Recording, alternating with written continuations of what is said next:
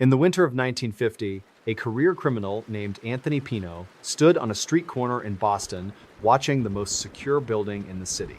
He was a man with a plan, a crew of specialists, and the patience of a saint. He was exactly where he wanted to be, doing exactly what any master thief would do to prepare for the heist of the century. He had spent years studying every single detail of this fortress. But instead of using dynamite or high-powered rifles to breach the vault, Anthony and his crew would simply walk through the front door using a set of keys they had slowly copied over 2 years. They would vanish with over $2 million in cash without firing a single shot. The mystery is not just how they bypassed the world's best security, but why a gang that executed the perfect crime would be destroyed by a single member's petty grudge. Hey guys, tonight I'm going to tell you 14 stories about people who encountered the strange, the dark, and the mysterious in ways they never could have prepared for. But before we get into our first case, if you could please do me a huge favor. If you enjoy these stories, please offer to help the like button carry a heavy bag of cash to its car, but then the second it reaches for its keys, I want you to pull a rubber Halloween mask over your face. I want you to pull that mask on and sprint into the darkness as fast as you can. Also, if you wouldn't mind, please subscribe to the channel and leave a comment letting us know where in the world you are listening from today. We love seeing how far these stories travel across the globe. Now, let us get into our first story. The air in Boston during the month of January is not just cold. It is a heavy, damp, biting cold that feels like it is trying to eat your bones. The smell of damp wool from a heavy overcoat fills your nose, mixed with the sharp metallic scent of a locksmith's file. In a small, dimly lit basement, there is a sound that repeats over and over. It is the rhythmic, high-pitched scrape of metal on metal. Click, scrape, click, scrape. It is a sound of absolute precision. Outside, the city is asleep, but in this room, time is measured by the thousandth of an inch. A man holds a small piece of brass. He moves with a level of focus that borders on the religious. The oil on his fingers smells like old machinery and sweat. He knows that if he takes off just a tiny bit too much, the entire plan fails. If he leaves too much, the lock will jam. It is a delicate dance between success and a life sentence. The shadows on the wall dance as the light flickers, but the man does not look up. He only feels the metal. He only listens to the tiny click of the lock. Anthony Pino was 43 years old and had spent most of his adult life figuring out how to take things that did not belong to him. He was not a violent man by nature, but he was incredibly smart. He lived in a modest home and mostly kept to himself, which made him the perfect shadow. He was a car thief, a shoplifter, and a planner. His partner in crime was a man named Specs O'Keefe. Specs was the kind of guy who noticed everything. He was the one who could tell you how many steps the night watchman took before stopping to light a cigarette. He could tell you exactly what time the streetlights flickered on. Together, they were a formidable team. Anthony loved the challenge of a locked door. He did not see a vault as an obstacle, but as a puzzle that was waiting for the right person to solve it. He believed that every system had a weakness, and he was the man who would find it. Anthony's daily life was a masterclass in being unremarkable. He would wake up, have his coffee, and read the newspaper just like every other blue-collar worker in the city. He might spend the afternoon at a local bar, nursing a single beer and listening to the local gossip. But while he was nodding along to stories about the Red Sox, his mind was miles away, calculating the weight of $1 million in $5 bills. He was obsessed. The obsession began with the Brinks building on Prince Street. It was a massive, 3-story fortress of brick and steel. Everyone in Boston knew it was the place where the money lived. It was considered the most secure building in the entire country. To Anthony, it was the ultimate prize. He began to watch it. He watched it for months. He watched the guards arrive. He watched the trucks leave. He watched the way the sun hit the windows. The routine was the most important part of the plan.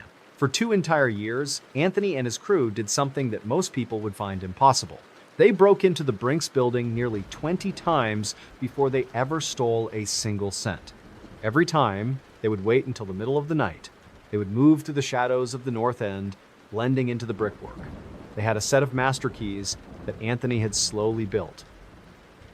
One night, they would focus only on the front door. They would enter, stand in the lobby for 5 minutes, and then leave.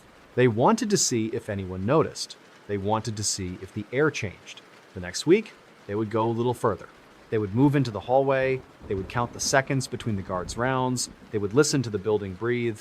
It was a slow, agonizing process of learning the internal rhythm of the fortress. Every night they went inside, they had to be perfect. They wore thick, rubber-soled shoes to dampen the sound of their footsteps on the cold concrete floors. They carried small, shielded flashlights that only threw a tiny beam of light. They would find a lock, take out a piece of clay, and carefully press it into the keyhole. Then they would leave. The next day, Anthony would sit in his basement and file a new key. Then they would go back and test it.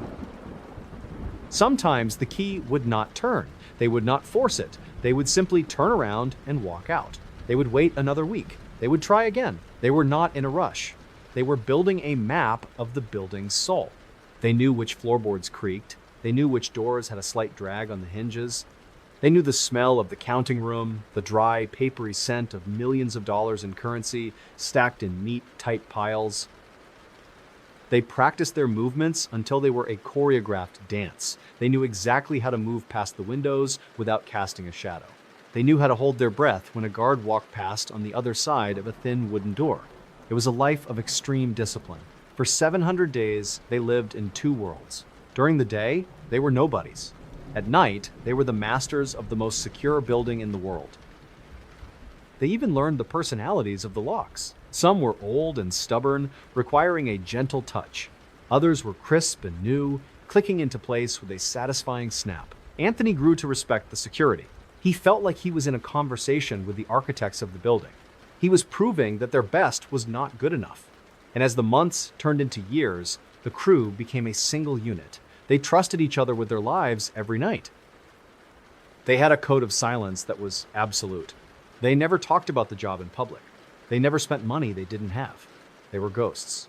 They were waiting for the perfect moment when the vault would be at its fullest and the guard would be at its lowest. They were waiting for the 1950 winter. On one of these practice runs, something small happened. A guard named Thomas was finishing his shift. He was tired and his feet ached. As he walked down the main corridor, he noticed that the door to the secondary counting room was not quite flush with the frame. It was open by maybe 1/4 of an inch. He stopped and stared at it. He knew he had locked that door an hour ago. He reached out his hand, his fingers trembling slightly. He felt a sudden, cold draft coming from the room. It felt wrong. It felt like someone had just been standing there. He pushed the door open all the way. The room was empty. The stacks of money were undisturbed. He checked the window locks, and they were all secure. He laughed at himself, thinking he was just getting old and jumpy. He closed the door, turned the key, and walked away. He did not report it. He did not tell his supervisor. He did not want to look like a fool. But that 1/4 of an inch was the only mistake the crew had ever made. It was the only time they had ever been almost caught. Anthony, hiding in the shadows of the stairwell, had watched the guard's hand on the doorknob. He had seen the hesitation. He had felt his heart hammer against his ribs like a trapped bird. He waited for the alarm to scream. He waited for the searchlights. But when the silence returned, he knew they were safe.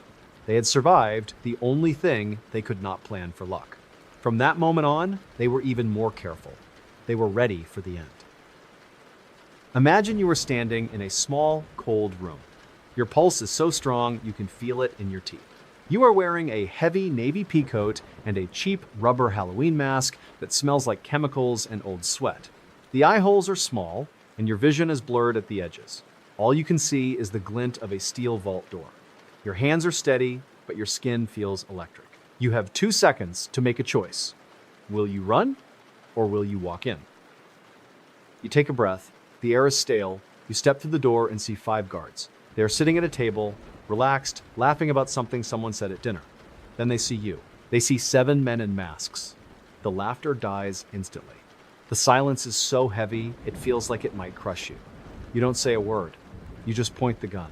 You see the terror in their eyes, the realization that the fortress has been breached from the inside.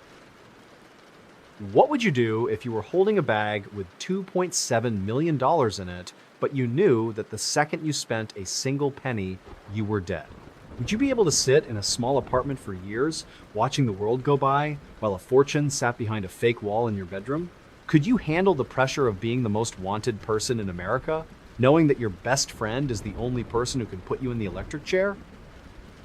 The heist itself was over in 17 minutes. They took the money, they walked out the door, and they vanished into the Boston fog. It was the perfect crime. The police were baffled. There were no fingerprints. There were no witnesses who could see past the masks. For years, the case went cold. The crew stayed quiet. They lived their boring lives. They waited for the statute of limitations to run out. They just had to make it to January of 1956. But here's the thing. While Anthony Pino was a master of locks, he was not a master of people. Specs O'Keefe, the man who knew every detail, was getting restless. He was broke. He had been arrested on a different charge, and he needed money for a lawyer. He reached out to the crew, asking for his share of the Brinks loot. But the crew was afraid. They thought if they gave him money, it would draw attention. They refused to help their brother. Specs felt the sting of betrayal. It was a sharp, cold realization that his loyalty meant nothing to them. He sat in his cell, the walls closing in, and he began to think about the irony of it all. He had helped steal a fortune, and now he couldn't even afford a pack of cigarettes. The FBI moved in. They saw the crack in the foundation. They began to squeeze. They told Specs that the others were planning to kill him to keep him quiet. It was a lie, but it worked. On January the 6th, 1956, just 11 days before the statute of limitations was set to expire, Specs O'Keefe broke. He sat down with the investigators and he started talking. He told them everything. He told them about the keys. He told them about the practice runs. He told them where the money was hidden. The perfect crime was undone not by a mistake during the heist, but by the very human emotion of spite. The crew was arrested. The Great Brinks robbery remains a legend in Boston, a story of incredible skill ruined by simple greed and a lack of trust. Anthony Pino died in prison, a man who could open any door except the one to his own freedom. Most of the $2.7 million was never recovered. It is still out there, hidden in walls and buried in basements, a ghost of a fortune that destroyed everyone who touched it. It is the ultimate irony of the master thief. While Anthony was sitting in his cell, staring at the bars he couldn't unlock, 7,000 miles away in the dark forests of Germany, a different kind of monster was being brought to justice. A woman who had used her power not to steal money, but to steal lives. Her story is one of a different kind of darkness, where the objects in a home were not made of wood or steel, but of something far more horrifying. Let's go to Buchenwald. The smell of chemicals is the first thing that hits you. It is a sharp, medicinal odor that clings to the back of your throat. It is the scent of preservation, the kind you might find in a hospital or a museum basement. But here, in the heart of Germany in 1941, the smell is out of place. It drifts through the open window of a beautiful stone house on a hill. It is a house where music plays and children laugh.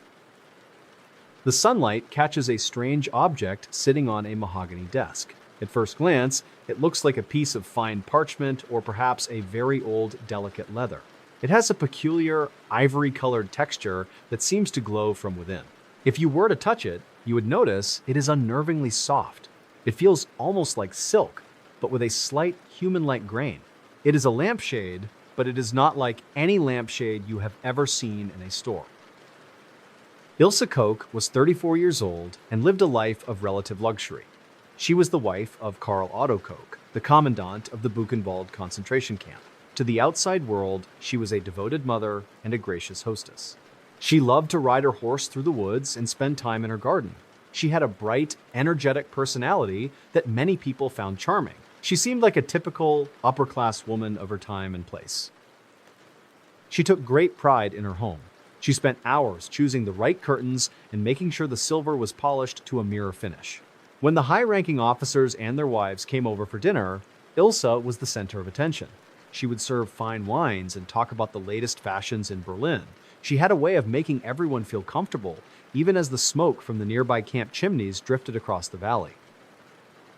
Every afternoon, Ilse had a specific routine. She would put on her finest leather riding boots and grab a silver-tipped whip. She would step out of her front door and begin a slow walk toward the camp perimeter. This was her time for exercise and reflection. She walked with a straight back and a sense of absolute purpose. To anyone watching from a distance, she looked like a noblewoman surveying her vast estate. It was a picture of peace and order. She would walk along the fence line where the prisoners were working. She didn't look at them the way the guards did. She didn't look at them with anger or even with boredom. She looked at them with the intense, focused eye of a collector. She would stop for several minutes at a time, just staring through the barbed wire. She would wait for the sun to hit the men at just the right angle. She was looking for something specific, something unique. She would watch as the prisoners moved heavy stones or dug trenches. She ignored their thin faces and their hollow eyes. Instead, her gaze would drift to their arms, their chests, and their backs. If a man was shirtless in the heat, she would lean in closer. She was looking for art. Specifically, she was looking for tattoos. In her mind, the prisoners were not human beings with families and lives. They were merely canvases that contained a treasure. When she saw a tattoo that she liked, she would make a small mark in a notebook. She preferred intricate designs, ships, anchors, or elaborate floral patterns. She would note the prisoner's number and the exact location of the ink on his body. Then, she would continue her walk, humming a soft tune to herself. It was a mundane task for her, no different than a gardener selecting which flowers to pick for a centerpiece. It was her favorite part of the day. The next morning, the prisoner, whose number she had written down, would be called to the infirmary. He would be told it was for a routine medical check, but he would never come back out. Ilsa would wait patiently in her garden, listening to the birds, knowing that soon her collection would grow. She had a special room in her house where these treasures were processed. It was a room filled with the scent of chemicals and the sound of sharp blades. One afternoon, a prisoner named Merrick was working near the fence. He was a young man who had been a sailor before the war. On his left forearm, he had a beautiful, detailed tattoo of a lighthouse surrounded by crashing waves. He saw Ilsa approaching, and he instinctively tried to pull his sleeve down. He had heard the rumors. He had seen the way she looked at the others. He felt a sudden, cold dread wash over him. His hands began to shake violently. He kept his head down, focusing on the heavy rock in his hands. He could feel her eyes on him. He could feel her standing just a few feet away, on the other side of the wire. The silence between them was deafening. He didn't dare look up. He hoped that if he stayed perfectly still, he would become invisible. But Ilsa did not move. She stayed there for what felt like an hour, her eyes locked on his arm. She was memorizing every line of the lighthouse. Finally, she turned and walked away without saying a word. Merrick let out a breath he didn't know he was holding. But the next day, a guard came for him. He was led toward the building with the chimneys. As he walked, he realized that he wasn't being taken to the infirmary. He was being taken to the commandant's private residence. He saw the beautiful garden and the stone house. And then he saw the lampshade through the window. It all became clear. Your heart races like a caged bird trying to break free. You are standing in a hallway that smells of lavender and expensive floor wax. To your left, there is a door that is slightly ajar. You can hear the sound of a woman laughing softly. You look down at your own skin, at the tattoos you got when you were young and full of hope. Suddenly, your own body feels like a death warrant. You realize that you are nothing more than a piece of furniture to her. Cold sweat begins to trickle down your neck. A sharp pain runs down your spine because, in an instant, everything becomes incredibly clear in a horrifying way. You have 2 seconds. Will you try to run into the woods, knowing the guards will shoot you in the back? Or will you walk through that door and hope for a miracle that you know is never coming? Then, immediately, the reality sets in. But here is the thing. There are no miracles in the house on the hill. What do you do when the person you trust to be the leader of a community is the very one who sees you as an object to be harvested? The smell of copper is the first thing that hits you when you enter the basement. It is thick, metallic, and it is coming from the floorboards right beneath your feet. You look at the walls and you see hundreds of pieces of skin, dried and stretched like animal hides. It is a gallery of the dead, curated by a woman who smiles. When the war ended and the camp was liberated, the world finally saw what was inside the house of Ilsa Koch. Soldiers found lampshades that were confirmed to be made of human skin. They found book covers bound in the same material. They even found shrunken heads used as paperweights. Ilse denied everything. She claimed the items were made of goat skin and that she was a victim of a conspiracy. She stood in court with a look of pure, cold defiance. She was sentenced to life in prison in 1951. Despite the overwhelming evidence and the testimony of hundreds of survivors, she never showed a single moment of remorse. She believed she had done nothing wrong. She saw her collection as a legitimate pursuit of beauty. The irony is that the woman known as the Witch of Buchenwald was eventually destroyed by the very darkness she had cultivated. She took her own life in her cell in 1967. For decades, some people claimed the lampshades were a myth, a piece of wartime propaganda. But in 2023, modern DNA testing was performed on one of the surviving artifacts. The results were undeniable. The material was human. The horror was real. Ilse Koch is now remembered not as a hostess or a mother, but as a symbol of the ultimate depravity. She was a woman who lived in a beautiful house built on a foundation of unimaginable cruelty. Ilse spent her final years in a cold, concrete cell, surrounded by the silence of her own thoughts. She was terrified of the very darkness she had once used to escape her own humanity. But while the Witch of Buchenwald was facing her judgment, a different kind of terror was descending upon the mountains of Switzerland. It wasn't a human evil, but a force of nature so sudden and so powerful that it would bury entire villages in a matter of seconds. The absolute heavy silence of the Swiss Alps in the winter of 1951 was not peaceful. It was oppressive. It was the kind of silence that felt like a physical weight pressing against your eardrums. There was no wind, no birds, and no sound of distant engines. There was only the sound of your own breath, which looked like thick, gray plumes of smoke in the frozen air. You could feel the cold biting at the edges of your vision. Then there was the vibration. It did not start as a sound, it started as a feeling in the soles of your feet, deep within the ancient granite of the mountain. It was a low-frequency hum that made the fine hairs on the back of your neck stand straight up. It felt like the entire world was clearing its throat. The air began to taste like pulverized ice and wet earth. It was a sensory warning that the very ground beneath you was about to become your ceiling. Hans Miller was 42 years old and lived in a small, picturesque village named Andermatt. He was a man who appreciated the simple, sturdy things in life. He worked as a master carpenter, spending his days turning heavy logs into furniture that was built to last for generations. He was a father of 3 and a husband who took pride in the fact that his family never wanted for anything. He was a pillar of his small, high-altitude community. He had a habit that his wife, Elena, always teased him about. Every single morning, before the sun had even touched the peaks of the mountains, Hans would step out onto his porch and tap the barometer hanging next to the door. He liked to know exactly what the atmosphere was doing. He felt that if he could track the pressure, he could stay one step ahead of the weather. It was a small act of control in a place where nature usually held all the cards. On the morning of January 19th, 1951, the barometer didn't just drop, it plummeted. Hans looked out at the sky and saw a color he had never seen before. It was a bruised, heavy purple that seemed to be sagging under its own weight. He knew a storm was coming, but he figured it was just another winter day in the Alps. He went back inside, kissed his wife, and started his morning routine of making coffee on the wood-burning stove. The snow began to fall at 10 in the morning. At first, it was beautiful. The flakes were the size of silver dollars, drifting lazily through the air. But by noon, the beauty had turned into a relentless assault. Hans went outside to clear the front path. He pushed the heavy wooden shovel through the fresh powder, making a neat line from the door to the gate. It was a simple task, one he had performed thousands of times since he was a small boy. He finished the path, went inside to warm his hands, and 10 minutes later, the path was gone. He went back out and shoveled it again. The sound of the shovel scraping against the stone was the only thing he could hear.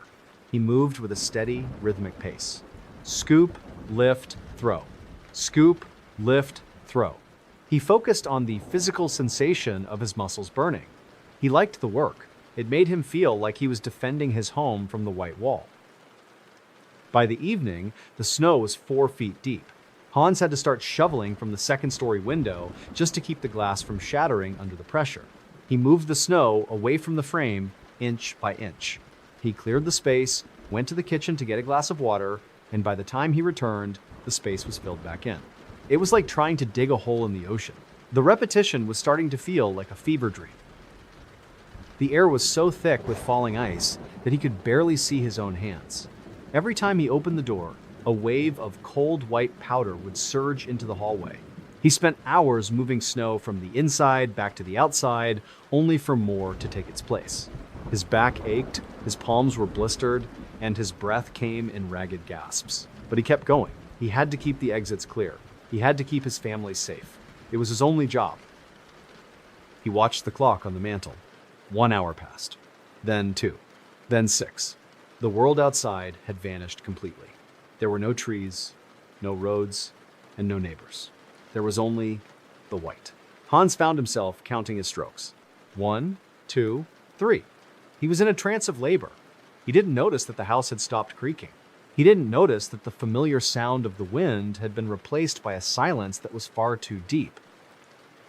He stood in the middle of his living room, holding his shovel like a weapon. He looked at the barometer one last time. It was lower than he thought possible. Then he heard it. It was a sound that came from the mountain above them. It wasn't a roar. It was a whoomph. It was the sound of 1 billion tons of snow settling all at once. It was a soft, terrifying sigh. Hans froze. He looked at Elena, and for the first time in his life, he was truly afraid. The whoomph was the sound of the air being sucked out of the valley. A split second later, the windows didn't just break. They exploded inward. The snow didn't fall into the house. It arrived like a freight train made of concrete. Your heart races like a caged bird trying to break free. You try to scream for your children, but the snow is already in your mouth. It is freezing, it is heavy, and it is moving with a force that snaps the heavy oak furniture like toothpicks. The cold isn't just a feeling, it is a physical attack. Your lungs are being crushed by the weight of the house and the mountain. You are standing rooted to the spot, but you aren't on the floor anymore. You are being carried upward toward the ceiling. Your vision blurs at the edges, leaving only the sight of your own hands reaching for a family that has vanished into the white. You have 2 seconds. Will you try to dig up, or will you pray for a quick end? What do you do when the very thing that makes your home beautiful becomes the thing that buries you alive? You knew you should have left when the barometer hit the red, but you stayed because you trusted the walls you built with your own 2 hands. Now, those walls are gone. The smell of pulverized pine and cold earth is the first thing you notice. It is thick and suffocating. You are trapped in a tomb of ice, and the world above you doesn't even know you're there. But here's the thing. Hans Miller wasn't just dealing with a single avalanche. Over the next 3 days, the Alps were struck by a staggering 649 separate avalanches. It was an unprecedented weather event that came to be known as the Winter of Terror. The snow was falling at a rate of 1 foot every hour. Entire villages were wiped off the map in seconds. In some places, the snow was so deep that rescuers couldn't find the tops of church steeples. The scale of the disaster was biblical. Over 240 people were killed across Switzerland and Austria. Thousands of cattle were buried in their barns. The bizarre reveal was not just the number of slides, but how they happened. The snow had fallen so fast and so cold that it never had a chance to bond to the layers beneath it. The entire mountain range was basically a house of cards made of ice, waiting for a single vibration to trigger the collapse. When the sun finally came out, the landscape was unrecognizable. The valleys had been leveled, the familiar landmarks were gone. Rescuers spent weeks digging through the debris, often finding people who had survived in small air pockets beneath the wreckage of their own homes. The irony of the Winter of Terror was that the very silence people moved to the mountains to find was the very thing that signaled their doom. Nature had reclaimed the heights. Hans Miller was one of the lucky ones. He was found 2 days later, buried in a pocket of air created by the very sturdy dining table he had built himself. He survived, but his village was forever changed. He never looked at the mountains the same way again. The The sound of a heavy snowfall would make his hands shake for the rest of his life. He had seen the face of a cold, indifferent God, and he knew that his carpenter's tools were no match for the weight of the world. The Winter of Terror was a reminder that nature does not care about your plans or your barometers. It is a force of indiscriminate destruction. But while the people of Switzerland were mourning their lost neighbors, halfway across the world in Australia, a different kind of life was coming to an end. It wasn't a natural disaster that took this life, but a cold, calculated decision by the state. This is the story of a woman who became a symbol of a nation's debate. The smell of stale beer and cheap tobacco is the first thing you notice when you step into the hallway of the hotel. It is a thick, yellow scent that seems to have soaked into the very wallpaper over decades. Beneath that, there is a faint, metallic tang of iron that makes the back of your throat itch. You hear the rhythmic clicking of high heels on the hardwood floor. It is a confident sound, but it is moving just a little bit too fast for the time of day. It is 1951 in Melbourne, Australia. The air in the corridor is heavy and humid, sticking to your skin like a wet blanket. The only other sound is the muffled murmur of a radio playing a jazz tune from behind a closed door. The clicking stops suddenly. There is a soft, melodic laugh that sounds forced, like a singer who has forgotten the lyrics. Then, the sound of a heavy brass key turning in a lock. It is a sharp, final sound that echoes in the silence. Marjorie Jean Lee was 31 years old and had once been a woman with a bright future. She was born into a decent family and had been a talented student with a sharp wit. She was a mother who loved her daughter, but life had a way of pulling the rug out from under her. After a failed marriage and a string of bad luck, she found herself drifting into the dark underbelly of the city. She was a woman who was tired of being hungry and tired of being alone. She was charismatic and had a way of making people feel like they were the only person in the room. This was her greatest asset and her most dangerous weapon. She eventually met a man named Robert Clayton and another named Norman Andrews. They became a trio, a small family of choice, bound together by desperation and greed. Jean was the face of the operation. She was the lure that brought the unsuspecting into their world. She was the anchor of their dark normalcy. Her daily routine was a masterclass in deception. Every afternoon, she would spend an hour in front of a cracked mirror, carefully applying her makeup. She would draw a thin, black line above her eyelids and choose a shade of lipstick that was just bright enough to be noticed, but not enough to be scandalous. She would adjust her hat and pull on her gloves, transforming herself from a struggling mother into a woman of mystery and charm. It was her uniform for the hunt. She would walk down to the local pub, finding a seat near the window where the light caught her eyes. She would order a small glass of sherry and wait. She wasn't looking for just anyone. She was looking for a specific kind of man, someone who looked like they had a bit of money and a lot of loneliness. When she found her target, she would smile. It was a practiced, warm expression that promised companionship. She would spend hours just talking and listening. The mundane stretch of her work was the repetition of the lure. She would tell the same stories, laugh at the same jokes, and lean in close to whisper secrets that weren't really secrets at all. She would lead these men back to various hotel rooms, always moving with a grace that masked her true intent. It was a cycle of drinks, conversation, and the slow, careful extraction of information. She did this dozens of times, over and over, until it became mechanical. She would watch the way they reached for their wallets, noting the thickness of the leather and the way they handled their cash. She would listen for the mention of a home address or a business success. Then, at the right moment, Robert and Norman would appear. They would play the role of the jealous husband or the angry brothers.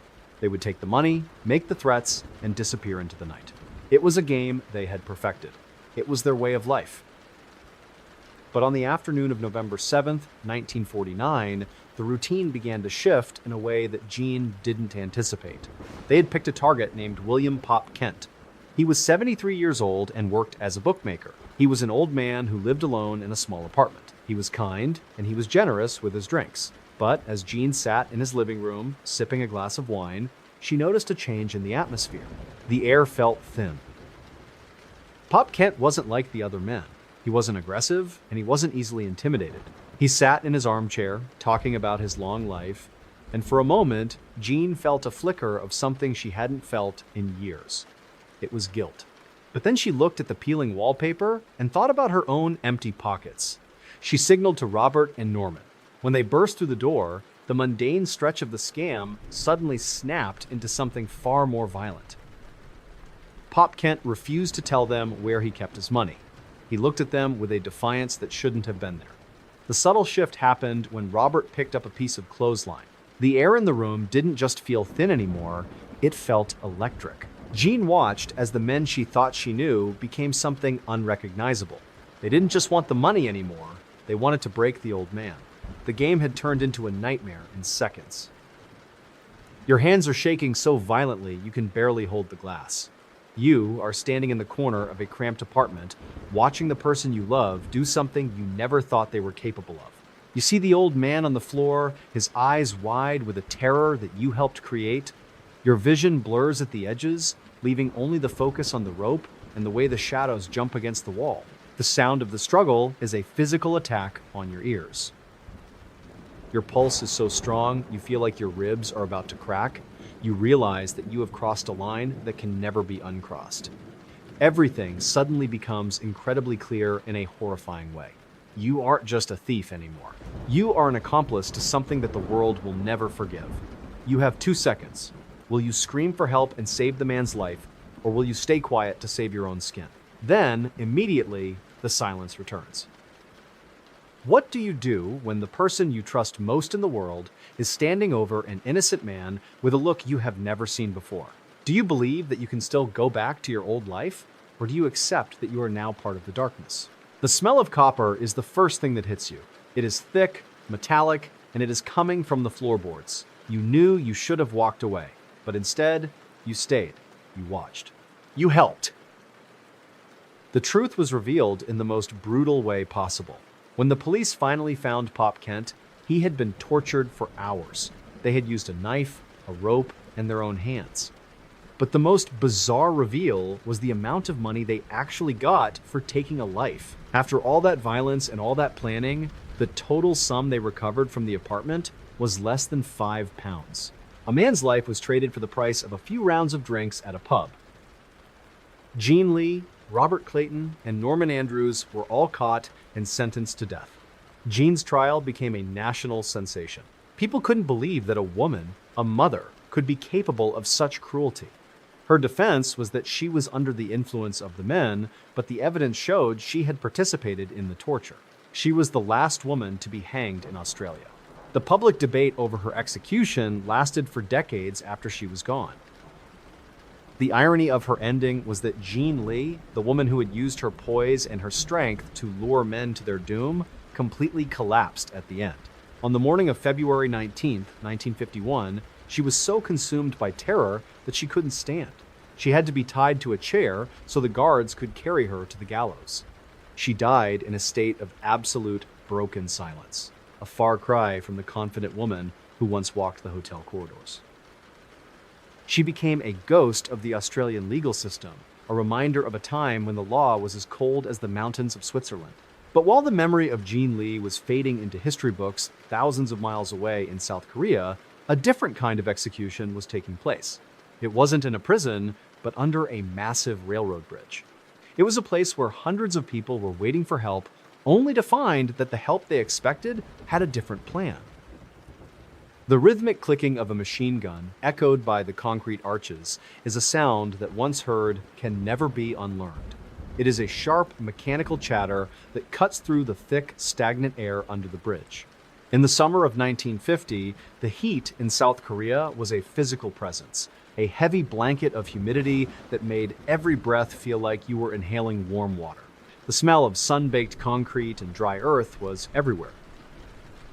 Beneath that dusty scent, there was something else. It was the smell of hundreds of people huddled together in a space that was never meant for living. It was the smell of unwashed bodies, of fear-induced sweat, and the faint, sweet aroma of rice balls that had gone sour in the sun. The only other sound was the low, rhythmic thrumming of a plane circling somewhere high above in the blue, a sound that felt more like a vibration in your chest than a noise in your ears. Park Hee-suk was 25 years old and had lived her entire life in a small, quiet rice farming village just a few miles from the town of Yeongdong. She was a woman who found peace in the predictable cycles of the seasons. She was a daughter, a sister, and a neighbor who was known for her ability to weave intricate straw baskets. She was the kind of person who remembered everyone's birthday and always had a kind word for the elders in her community. Her daily life was defined by the soft, repetitive sounds of the farm. The splashing of water in the irrigation ditches, the lowing of the oxen, and the chatter of the women as they worked in the fields. She loved the feeling of the cool mud between her toes and the way the morning mist hung low over the valley. It was a life of hard work, but it was a life that made sense. She was exactly where she wanted to be, doing exactly what her family had done for centuries. But then the war came. It started as a distant rumble, a sound like thunder that wouldn't stop, even when the sky was clear. Rumors began to fly through the village like startled birds. People talked about northern soldiers moving south and about the Americans coming to help. Hee-suk didn't understand the politics, but she understood the fear in her father's eyes. One morning, the local authorities arrived and told everyone they had to leave immediately for their safety. The mundane stretch of the journey began under a sun that seemed determined to melt the very road beneath them. Hee-suk packed a small bundle with her best dress, a few family photos, and as much grain as she could carry. She followed the long line of her neighbors, hundreds of people moving in a slow, dusty procession. The repetition of the walk became a form of torture. Step after step, the straw of her sandals began to fray and cut into her skin. She focused on the back of the person in front of her, watching the way their shadow stretched and shrunk as the hours ticked by. The dust kicked up by thousands of feet settled in her hair, her eyelashes, and her throat. Every few miles, they would stop to rest by the side of the road, and she would carefully ration out a handful of grain for her younger brother. It was a cycle of walking, thirst, and the dull ache of muscles that had never been pushed this far. They walked for 3 days, covering miles of winding dirt roads that cut through the lush green hills. The landscape was beautiful, but Hee-suk could only see the dust. She began to measure time by the number of times she had to adjust the heavy bundle on her shoulders. Shift to the left, walk for 1,000 steps. Shift to the right, walk for another 1,000. It was a grueling, mindless rhythm that stripped away everything but the need to keep moving south. The heat was relentless, reaching over 90 degrees by noon. Hee-suk watched as the elderly members of her village began to stumble. She saw a neighbor, an old man named Mr. Kim, stop to wipe his brow with a tattered cloth. He did it the same way every time. 3 slow wipes across the forehead, then a long look back toward the home he had left behind.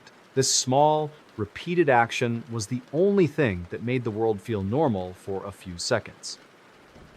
They passed through abandoned villages where the doors swung open in the hot breeze, revealing half-eaten meals on tables. It was as if time had simply stopped for everyone else. Hee-suk kept her eyes forward. She focused on the sound of her own breath and the rhythmic creak of the wooden carts being pulled by the stronger men. The monotony of the migration was so complete that she almost didn't notice when they reached the railroad tracks near Nogunri. The subtle shift occurred when they saw the American soldiers.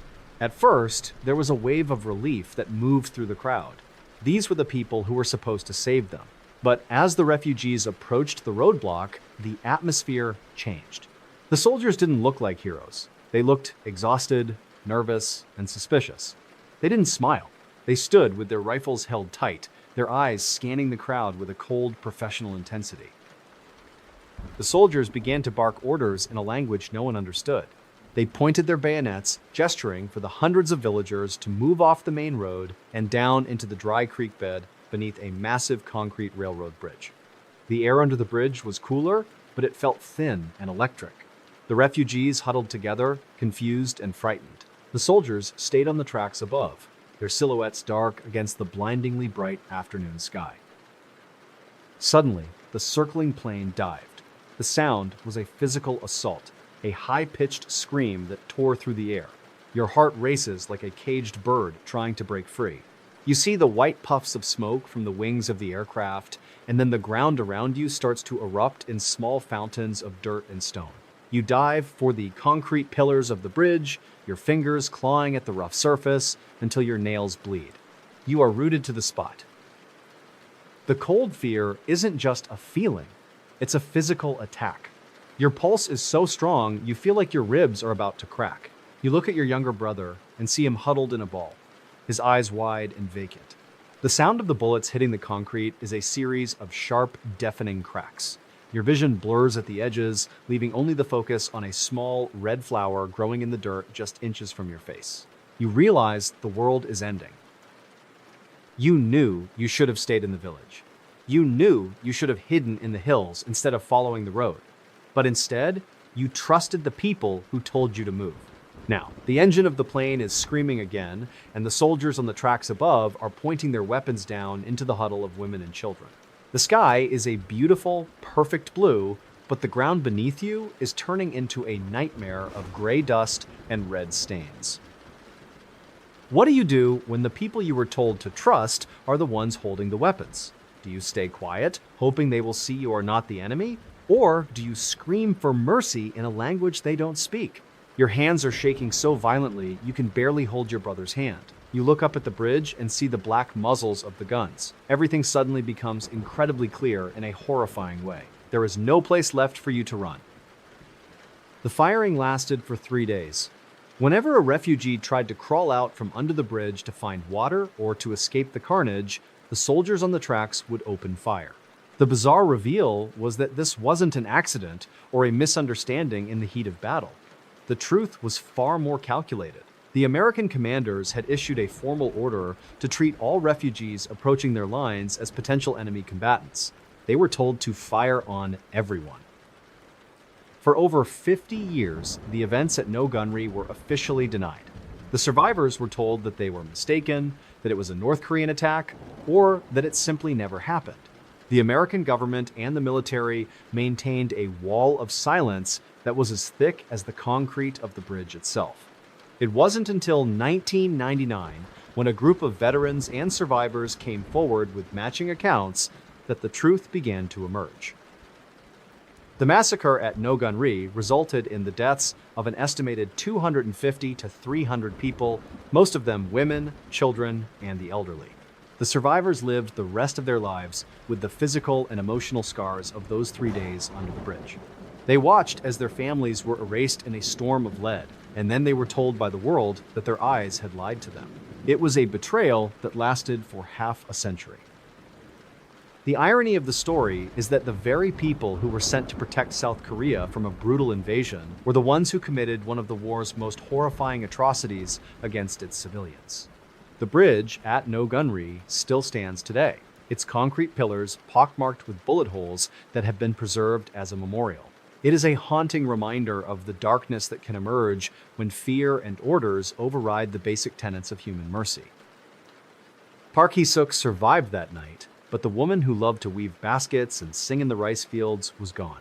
She spent decades fighting for the world to acknowledge the names of those who died under the bridge.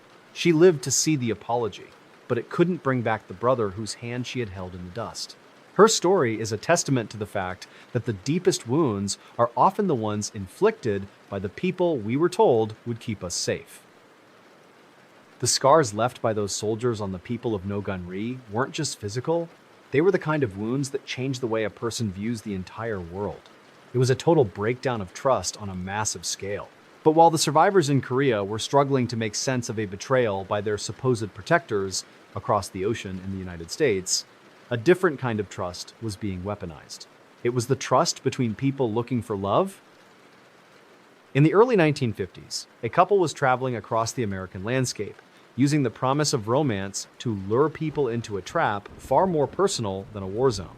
They didn't use machine guns or airplanes, but their results were just as lethal.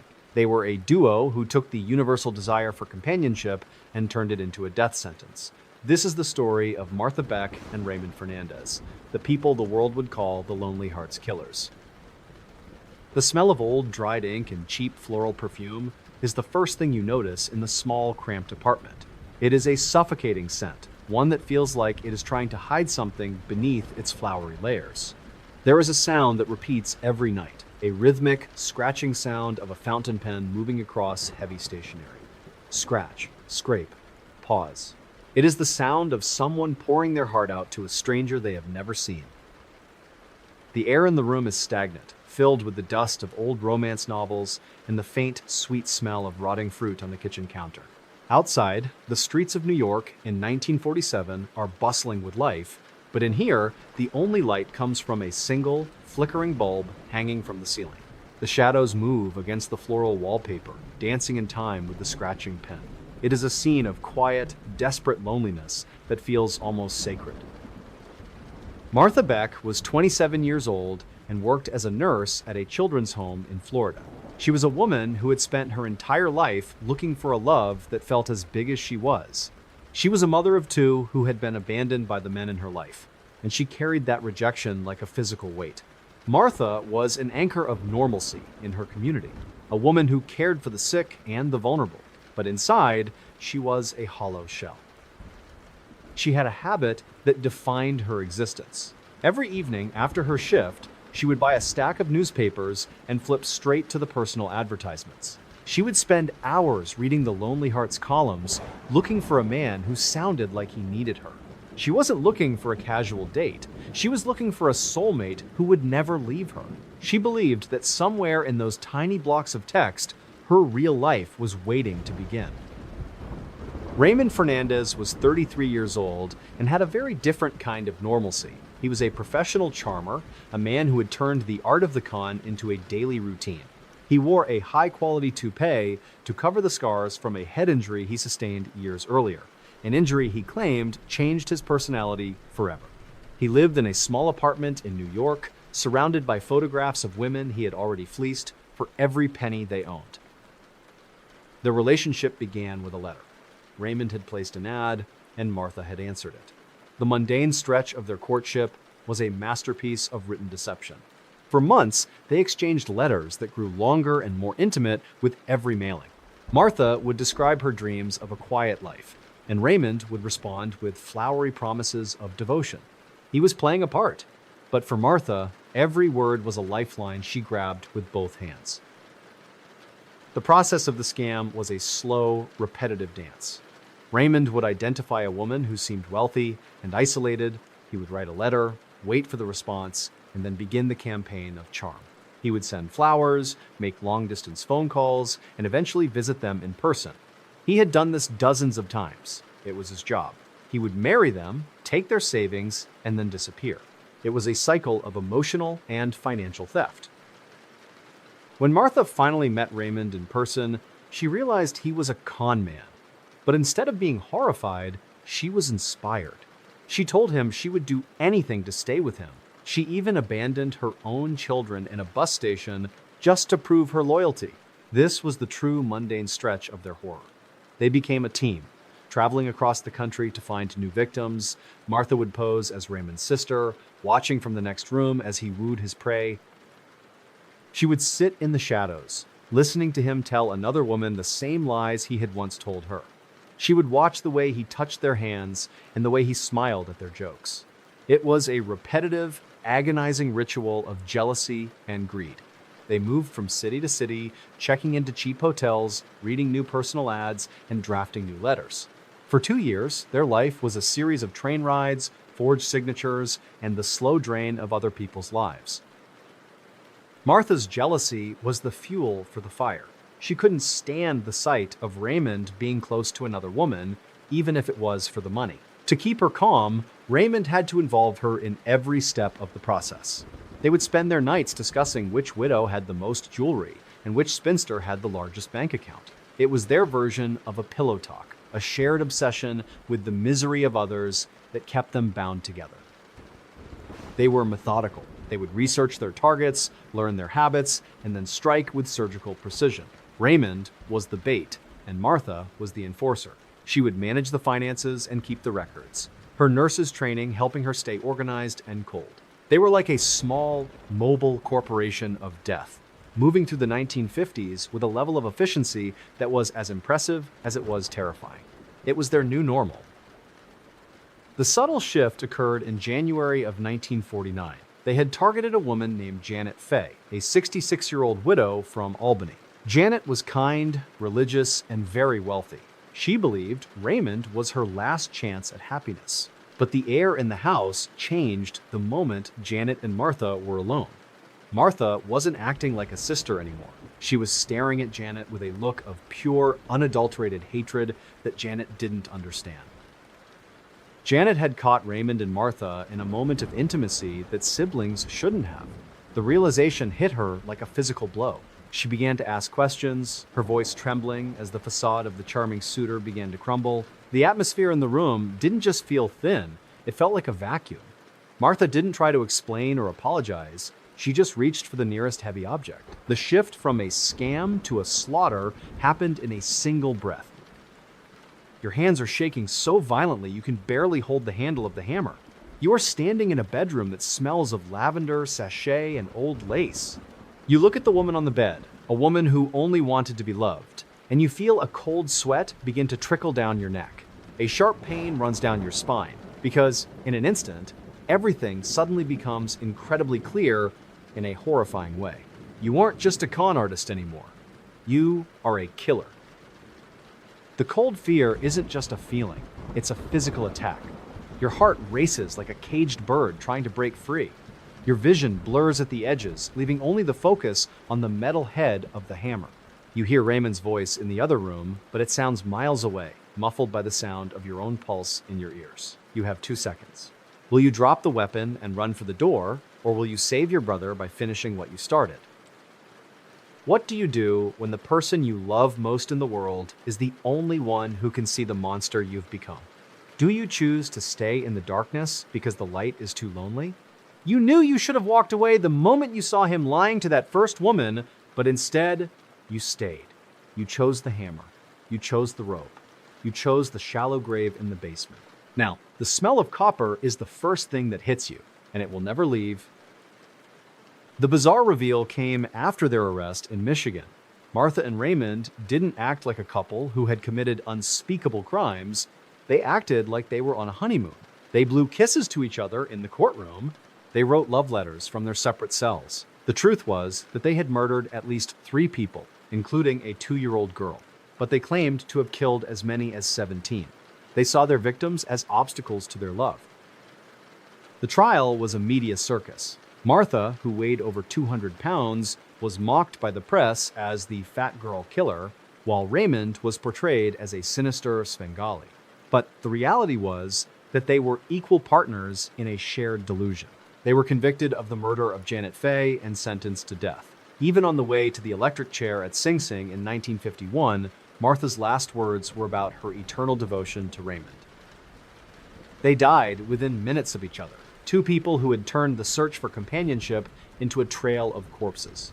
The irony of the Lonely Hearts Killers was that in their quest to never be alone, they ensured they would be remembered as a pair of the most isolated and hated figures in American history. They were executed by the state, their lives ending in a flash of electricity that was as sudden and violent as the hammer blows they had dealt to their victims. The case changed the way the public viewed personal advertisements, creating a cloud of suspicion that hung over the Lonely Hearts columns for years. People began to realize that the person on the other side of a beautiful letter might be carrying a weapon instead of a rose. The hammer Martha used to end Janet Fay's life became a symbol of a trust that was shattered beyond repair. It was a material piece of evidence in a story of absolute dark obsession. Martha Beck and Raymond Fernandez were buried in unmarked graves, their names synonymous with a specific kind of cold-blooded treachery. But while their story ended in the sterile, high-voltage rooms of a New York prison thousands of miles away in the Pacific, a different kind of material was about to rain down from the sky. It wasn't a hammer or a rope, but a fine, gray powder that would cover a landscape in a matter of minutes. The ash of Mount Lamington was not a weapon of a killer, but it would prove to be just as lethal as any hammer Martha Beck ever held. It was a force of nature that would erase an entire community, leaving nothing but a silence that stretched for miles. The material was different, but the outcome was the same. A world where the things you can't see coming are the ones that end everything. Let's move from the prison cell to the volcanic slopes of Papua New Guinea. In the early morning of January 19th, 1951, a colonial district commissioner named David Marsh looked out over the lush green slopes of a mountain in Papua New Guinea. He was a man with a heavy responsibility, overseeing a growing community of 3,000 people in the Higaturu area. He was exactly where he wanted to be, doing exactly what any dedicated administrator would do to prepare for a busy week of government business and local trade. He had spent months helping build hospitals and schools in the shadow of what everyone believed was just a peaceful, dormant hill covered in thick jungle. But instead of continuing his routine of paperwork and meetings, David would soon find himself fleeing for his life as the very ground beneath him turned into a furnace. The mystery is not just how a mountain with no history of activity could explode with such force, but why thousands of people stayed. They stayed even as the signs of doom were screaming at them from the sky. Tonight, I am going to tell you 14 stories about people who encountered the strange, the dark, and the mysterious in ways they never could have prepared for.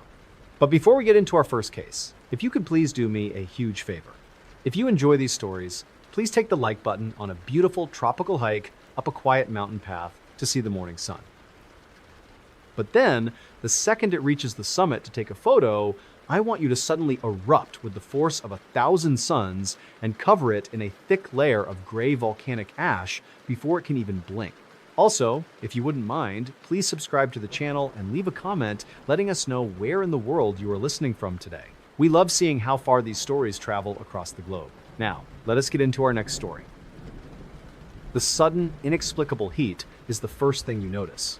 It is a dry, searing heat that makes the moisture on your eyeballs evaporate in seconds. It is a heat that doesn't just touch your skin, it feels like it is trying to cook you from the inside out. The air in Higaturu is usually humid and heavy, but on this morning, it has become thin and sharp. There is a faint, metallic taste on your tongue, like you have been sucking on a copper penny for hours. Beneath the heat, there is a silence that is far more terrifying than any noise. The tropical birds, which usually create a wall of sound at dawn, have vanished. The insects are gone. The only sound is the rhythmic, low-frequency hum of the earth itself, a vibration that you feel in your teeth more than you hear in your ears. The smell of sun-baked jungle is being replaced by a thick, suffocating scent of sulfur and scorched stone. It is the smell of the end. David Marsh was 30 years old and was known for his steady hand and his calm demeanor. He was a man who believed in order and the power of logic. He lived in a modest bungalow with a view of the peaks, and he took pride in the fact that he knew almost everyone in the village by name. He was a leader who spent his days solving the small, everyday problems of a frontier community. He was the anchor of normalcy in a place that felt like paradise. Every morning, he followed the same ritual. He would wake up at 6, drink a cup of black tea, and walk to his office while the mist was still clinging to the trees. He loved the predictability of his life. He found comfort in the clicking of the typewriter and the smell of fresh ink on government reports. He was a man who felt that as long as he followed the rules and did his job, the world would remain stable. He had no reason to believe otherwise. The mundane stretch of the week leading up to the disaster was a series of small, ignored warnings. On Monday, the water in the local streams began to turn a milky gray color. David noticed it as he crossed the small wooden bridge on his way to work. He stopped for a moment, watching the silt swirl in the current. He figured it was just runoff from a heavy rainstorm further up the mountain. He checked it off his mental list and kept walking. On Tuesday, the tremors began. They were small, almost imperceptible shakes that lasted only a few seconds. David was sitting at his desk, trying to organize the payroll for the local road crew, when his coffee cup rattled against the saucer. He paused, waiting for the floor to settle. He looked out the window and saw a few people looking up at the mountain, but then they went back to their business. He went back to his numbers. It was just the earth settling. By Wednesday, the tremors were happening every hour. It was a repetitive, rhythmic jolting that began to feel like a heartbeat. David found himself timing them. 30 seconds of shaking, then 50 minutes of peace. He would write a sentence, wait for the shake, and then finish the sentence. It became a new, annoying part of his routine. He told himself that if it were truly dangerous, the geologists in the capital would have sent a warning by now. He spent his afternoon walking through the market, reassuring the local traders. He watched the way they handled their goods, the bright fruits, the woven mats, the fresh fish. He saw a woman named Sarah arranging her mangoes in neat rows. Every time a tremor hit, she would reach out a steady hand to stop them from rolling away. It was a small, repetitive act of defiance against the mountain. David smiled at her, and she smiled back. Everything was fine. On Thursday, a thin plume of white steam began to rise from the summit. It looked like a lazy cloud that had snagged on the rocks. David watched it from his porch as he smoked his evening pipe. He thought it was beautiful. The way the sunset turned the steam into a pillar of gold was something he wished he could capture in a photograph. He sat there for 2 hours, watching the steam grow slightly thicker, feeling a sense of peace he couldn't quite explain. By Friday, the smell of sulfur was everywhere. It was a mundane, persistent odor that got into your clothes and your hair. People began to walk around with damp cloths over their faces to filter the air. David spent the day coordinating a cleanup crew to move the fine, gray dust that had started to settle on the roofs. It was a slow, agonizing process. Sweep the dust, watch it fall, and then sweep it again. It felt like a chore, not a life-threatening event. He watched the workers moving with a steady, robotic pace. The sound of the brooms against the corrugated metal was a dry, rasping noise that filled the air. They were all in a trance of labor, focusing on the small task in front of them so they wouldn't have to look up at the mountain. David joined them for a while, his back aching from the repetitive motion. He felt a strange sense of camaraderie in the work. They were all just trying to keep things clean. The subtle shift happened on Saturday evening. David was walking home when he noticed that the ground didn't just shake, it groaned. It was a deep, guttural sound that seemed to come from miles below his feet.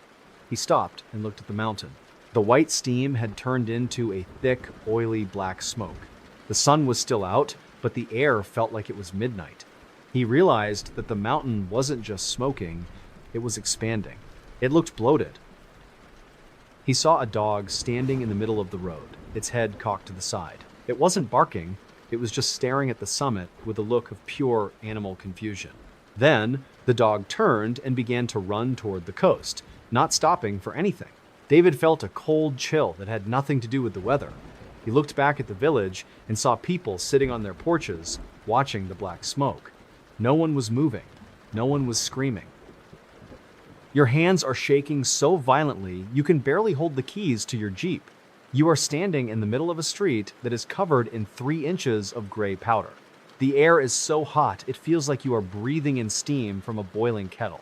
You look up and you see the entire side of the mountain simply vanish. It doesn't explode upward, it collapses outward. A wall of black ash and fire is screaming toward you at 100 miles an hour. The cold fear isn't just a feeling, it's a physical attack. Your heart races like a caged bird trying to break free. Your vision blurs at the edges, leaving only the focus on the wall of death that is swallowing everything in its path. You have 2 seconds. Will you try to start the engine and drive toward the sea?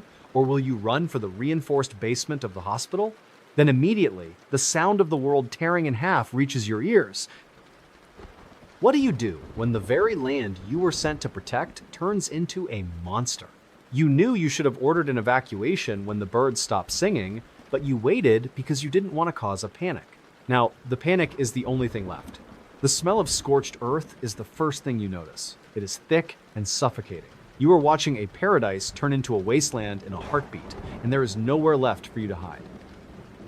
The bizarre reveal was the nature of the eruption itself. Mount Lamington didn't just erupt, it produced a pyroclastic flow, a massive cloud of superheated gas and ash that reached temperatures of over 400 degrees Fahrenheit. It moved so fast that it flattened everything within an 8-mile radius in less than 2 minutes. The truth was that almost no one in the direct path had a chance to run. They were silenced before they could even realize why. Nearly 3,000 people were killed instantly. Entire families were found exactly where they had been sitting, as if they had been turned to stone in a split second.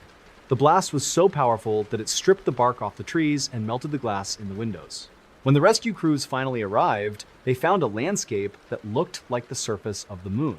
There were no survivors in Higaturu. It was a community that had been erased. David Marsh was one of the few who had been on the very edge of the blast zone. He survived by diving into a deep drainage ditch and covering himself with a heavy, wet tarp. He lived, but the world he knew was gone. He spent the rest of his life haunted by the faces of the people he had reassured in the market. The irony of Mount Lamington was that it wasn't even listed as an active volcano on any map. It was a killer that no one saw coming because it was too quiet. The mountain today is a peaceful green peak once again, but the scars on the land are still visible if you know where to look.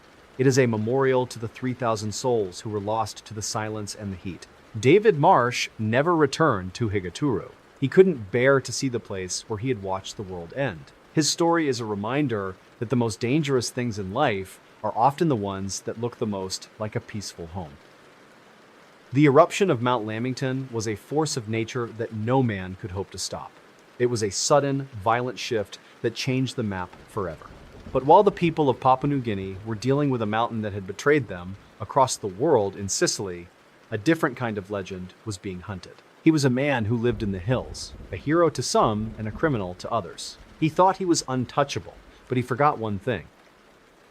In the world of men, the ground can shift just as quickly as it does in the world of volcanoes. Betrayal doesn't come from the earth. It comes from the people you call your brothers. This is the story of Salvatore Giuliano, a man who thought he was a king, only to find that even a king can be brought down by a single, quiet secret in the night. Let's move from the ash of the Pacific to the sun-drenched courtyards of Italy. In the sweltering July of 1950, a 27-year-old man named Salvatore Giuliano was the most famous person in Sicily. He was a handsome, charismatic leader who spent his days in the rugged mountains, beloved by the poor as a modern-day Robin Hood. He was exactly where he wanted to be, living a life of defiance and independence in the hills he called home. He was doing exactly what a legendary bandit leader would do to maintain his power and his mystique.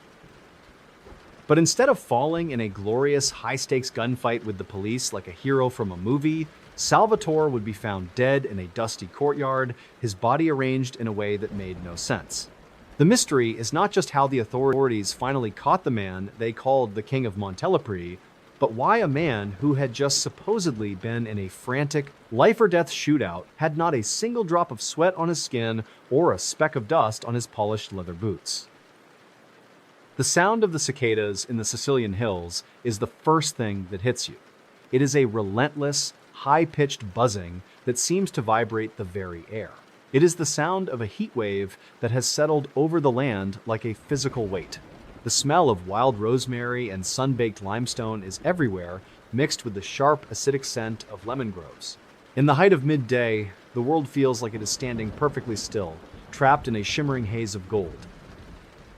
Beneath the buzzing of the insects, there is a silence that feels heavy and expectant. It is the silence of a landscape that has seen 1,000 years of war and secrets. There is no wind, and the dust on the mountain paths is so dry it feels like flour. The only other sound is the rhythmic, distant clink of a goat's bell, a sound that feels lonely and out of place in the vast, empty hills. It is a sensory world that demands absolute alertness from those who live within it. Salvatore Giuliano was a man who lived by a code that was older than the government he defied. He was a separatist who believed that Sicily should be its own nation, or even a state of the United States. To the peasants of the hills, he was a savior who robbed the rich to feed the hungry. He was a man who loved his mother deeply and took pride in his appearance, often wearing fine suits even while hiding in caves. He was the anchor of normalcy for a broken people. He had a habit that reinforced his legend. Every week, he would slip into a different village under the cover of darkness, not to hide, but to hold court. He would sit in a small, dim kitchen and listen to the problems of the locals. He would settle disputes over land, hand out money for weddings, and promise protection from the corrupt officials in the city. He was a ghost who walked among the living, a man who transformed the mundane into the legendary by his presence. The mundane stretch of Salvatore's life was the repetition of the mountains. For 7 years, he followed the same grueling routine of survival. He would wake up at 4 in the morning, before the sun had a chance to heat the stones of his hideout. He would check his weapon, a custom-made submachine gun he kept meticulously clean. Then, he would begin the long, slow walk through the goat paths. He knew every rock, every crevice, and every hidden spring in the hills. He would walk for hours, his boots crunching rhythmically on the dry earth. Left foot, right foot, left foot. He moved with a grace that came from years of being the hunted. He would stop at a prearranged spot, wait for a signal, the whistle of a bird or the flash of a mirror, and then meet with his lieutenants. They would discuss supply lines, police movements, and the political climate in Rome. It was a cycle of movement and shadows that never seemed to change or end. The repetition was his safety.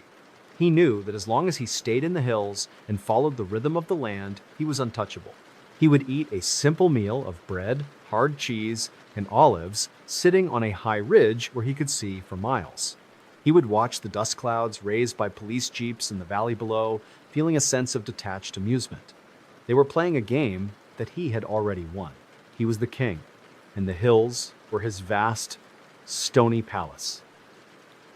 He spent his afternoons writing letters to the press and to politicians, crafting his own narrative. He would sit with his back against a cool cave wall, the scratch of his pen, the only sound in the darkness. He would write for hours, his handwriting elegant and precise. He was building a legacy out of paper and ink, ensuring that even if he were caught, his ideas would survive. It was a mundane, administrative task that felt as important to him as any raid or battle. Then, he would begin the walk back to his sleeping quarters, always a different location than the night before. He would navigate the treacherous slopes in the twilight, his eyes adjusted to the fading light. He would find a small, hidden crevice, wrap himself in a wool cloak, and sleep with one eye open. This was his life, day after day, year after year. A life of absolute discipline, absolute silence, and an absolute trust in the people who called him a hero. The subtle shift occurred in the early summer of 1950. Salvatore noticed that his closest friend and lieutenant, Gaspare Picciota, was becoming increasingly quiet. Gaspare was a man who usually had a joke or a story for every occasion, but now he seemed distracted. He would spend long periods staring out over the valley, his fingers tapping a rhythmic, nervous beat on his holster. It was a small change, but in the mountains, small changes could be lethal. Salvatore also noticed that the villagers were looking at him differently. During his weekly visits, the atmosphere felt thin and electric. People would lower their eyes when he entered a room, and the conversations would die out sooner than usual. It wasn't that they were afraid of him, it was that they were afraid for him. The air in the hills, once so familiar and welcoming, now felt cold and heavy with the scent of an impending storm that had nothing to do with weather. Your heart races like a caged bird trying to break free. You are lying on a thin mattress in a small stone house in the town of Castelvetrano. The heat of the night is a physical attack, a thick, humid pressure that makes your skin feel like it is burning. You hear the sound of a door creaking open, and the silence that follows is far worse than the noise. Your pulse is so strong, you feel it in your ribs. You are rooted to the spot, trapped between sleep and reality. A sharp pain runs down your spine because in an instant, everything suddenly becomes incredibly clear in a horrifying way. You look at the man standing in the doorway, the man you called your brother, and you see the glint of metal in his hand. Your vision blurs at the edges, leaving only the focus on the dark muzzle of the gun. You have 2 seconds. Will you reach for the weapon under your pillow, or will you accept that the game has finally reached its end? What do you do when the person you trust most in the world is the one who has already sold your life for a bag of silver and a promise of a pardon? Do you scream for a justice that doesn't exist in these hills, or do you stay quiet, hoping that your legend will be stronger than your death? Your hands are shaking so violently you can barely move the blanket. The smell of copper is the first thing that hits you, but it isn't from the floor, it is from the air itself. The bizarre reveal was not that Salvatore Giuliano was dead, but the way his body was found. The police claimed they had cornered him in a courtyard and killed him in a fierce gunfight. But when the journalists arrived, they saw a scene that looked like a poorly staged play. Salvatore was lying face down, his blood forming a neat, dried pool. He He was wearing a fresh suit, and his skin was perfectly dry, despite the fact that the temperature was over 90 degrees. The truth was revealed months later during a trial. Gaspare Paisiota, the man who had been Salvatore's shadow for years, admitted that he had murdered the king in his sleep. He had been recruited by the authorities to end the bandits' reign from the inside. The police had then taken the body to a courtyard and fired hundreds of rounds into the walls and the air to create the illusion of a heroic battle. It was a betrayal covered in a layer of government lies. Salvatore Giuliano was buried in his hometown of Montelepri, his funeral attended by thousands of grieving peasants who still viewed him as a saint. Gaspare Paisiota did not get the freedom he was promised.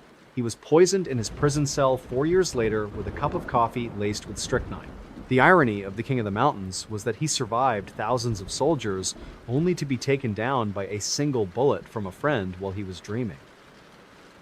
His story remains a dark legend in Sicily, a tale of a man who tried to be a king but found that in the world of men, loyalty is as shifting as the dust on a mountain path. The material evidence of his end was a single bullet, a small piece of lead that ended a rebellion.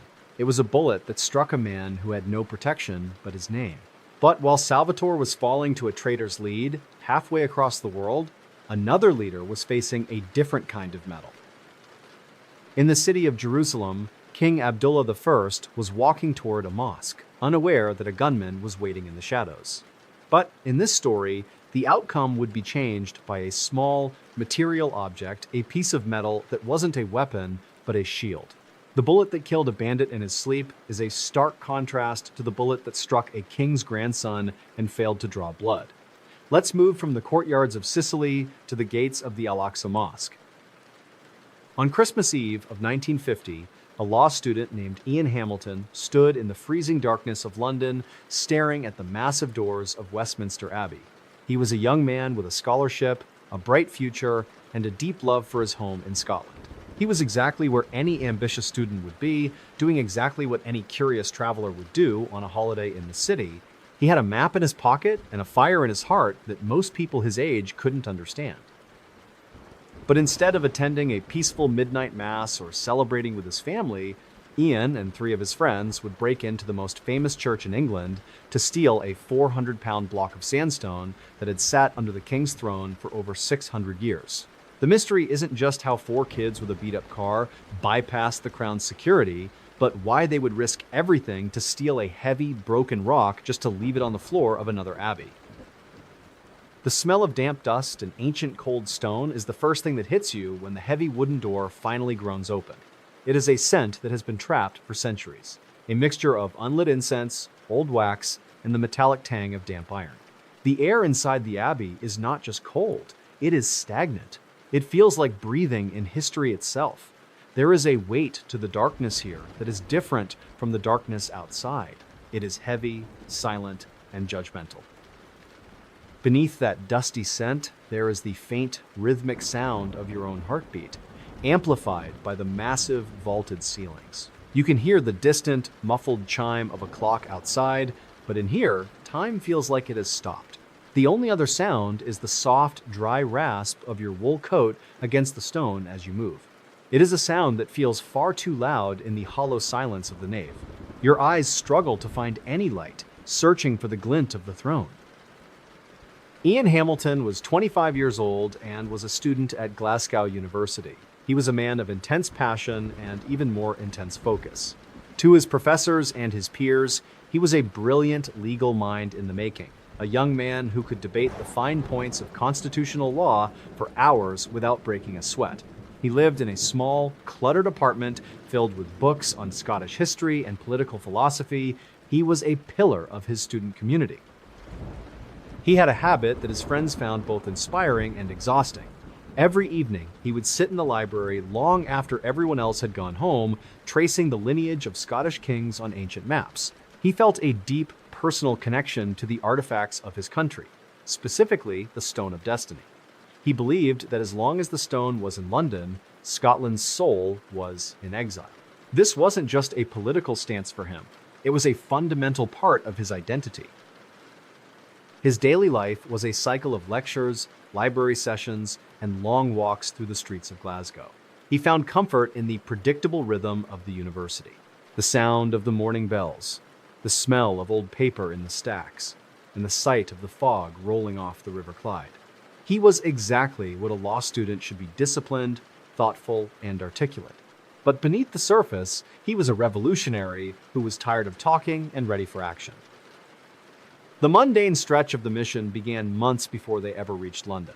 Ian and his three friends, Kay Matheson, Gavin Vernon, and Alan Stewart, spent every weekend in a small, freezing basement in Glasgow. They weren't practicing with weapons, they were practicing with a 400-pound block of concrete they had cast themselves. They spent hours every Saturday morning lifting the block, moving it across the floor, and figuring out how to balance it. They would take turns dragging the weight, timing themselves with a stopwatch. 5 minutes to move it, 10 feet. 4 minutes. 3 minutes. The sound of the concrete scraping against the basement floor was a constant grinding rhythm that filled their ears. They had to learn how to move in total silence, using only hand signals and soft whistles. It was a repetitive, grueling process of building muscle and muscle memory for a task that seemed entirely impossible. In December, the mundane stretch moved to the road. They drove from Glasgow to London in two small beat-up cars that were never meant for long distances. The journey was a series of endless, winding roads and freezing nights. They would stop at small gas stations, the smell of diesel and cold rain filling the air. They would buy cheap coffee and sit in the car, their breath forming thick clouds, while they reviewed the sketches of the Abbey's floor plan for the 10th time. Ian would trace the lines on the map with a steady finger, through the side door, past the choir, up to the coronation chair. He memorized every turn, every pillar, and every shadow. The repetition of the drive, the repetition of the maps, and the repetition of their silent drills created a false sense of peace. They were so focused on the mechanics of the theft that they forgot to be afraid. They were just four students on a very long, very cold road trip to history. They reached London on Christmas Eve. The city was glowing with festive lights, but the students stayed in the shadows. They spent hours sitting in their cars near the Abbey, watching the watchman. They noted the exact time his keys jingled as he walked his rounds. Clink, clink, clink. Every 30 minutes, like a heartbeat. They measured the gaps in his schedule, finding the sliver of time when the building was truly alone. It was a masterpiece of patient observation. The subtle shift happened just after midnight. Ian had successfully jimmied the side door and slipped inside the Abbey. He was hiding under a heavy oak bench, waiting for his friends to join him. The air felt thin and electric, but then he heard a sound he hadn't prepared for. It wasn't the watchman's keys. It was the sound of a heavy metal bolt being thrown from the outside. Someone had locked the door. He just came through. He was trapped inside alone. Suddenly, the silence of the Abbey didn't feel peaceful anymore. It felt like a trap. Your heart races like a caged bird trying to break free. You are lying on the cold stone floor, the smell of damp dust filling your nose, while the sound of the watchman's footsteps gets closer and closer. Your vision blurs at the edges, leaving only the focus on the dark space beneath the bench. You have 2 seconds. Will you surrender now, or will you wait for the darkness to return? Your pulse is so strong you can feel it in your ribs. You hear the watchman stop just a few feet away. You can see the light from his lantern flickering against the stone. A sharp pain runs down your spine because, in an instant, everything suddenly becomes incredibly clear in a horrifying way.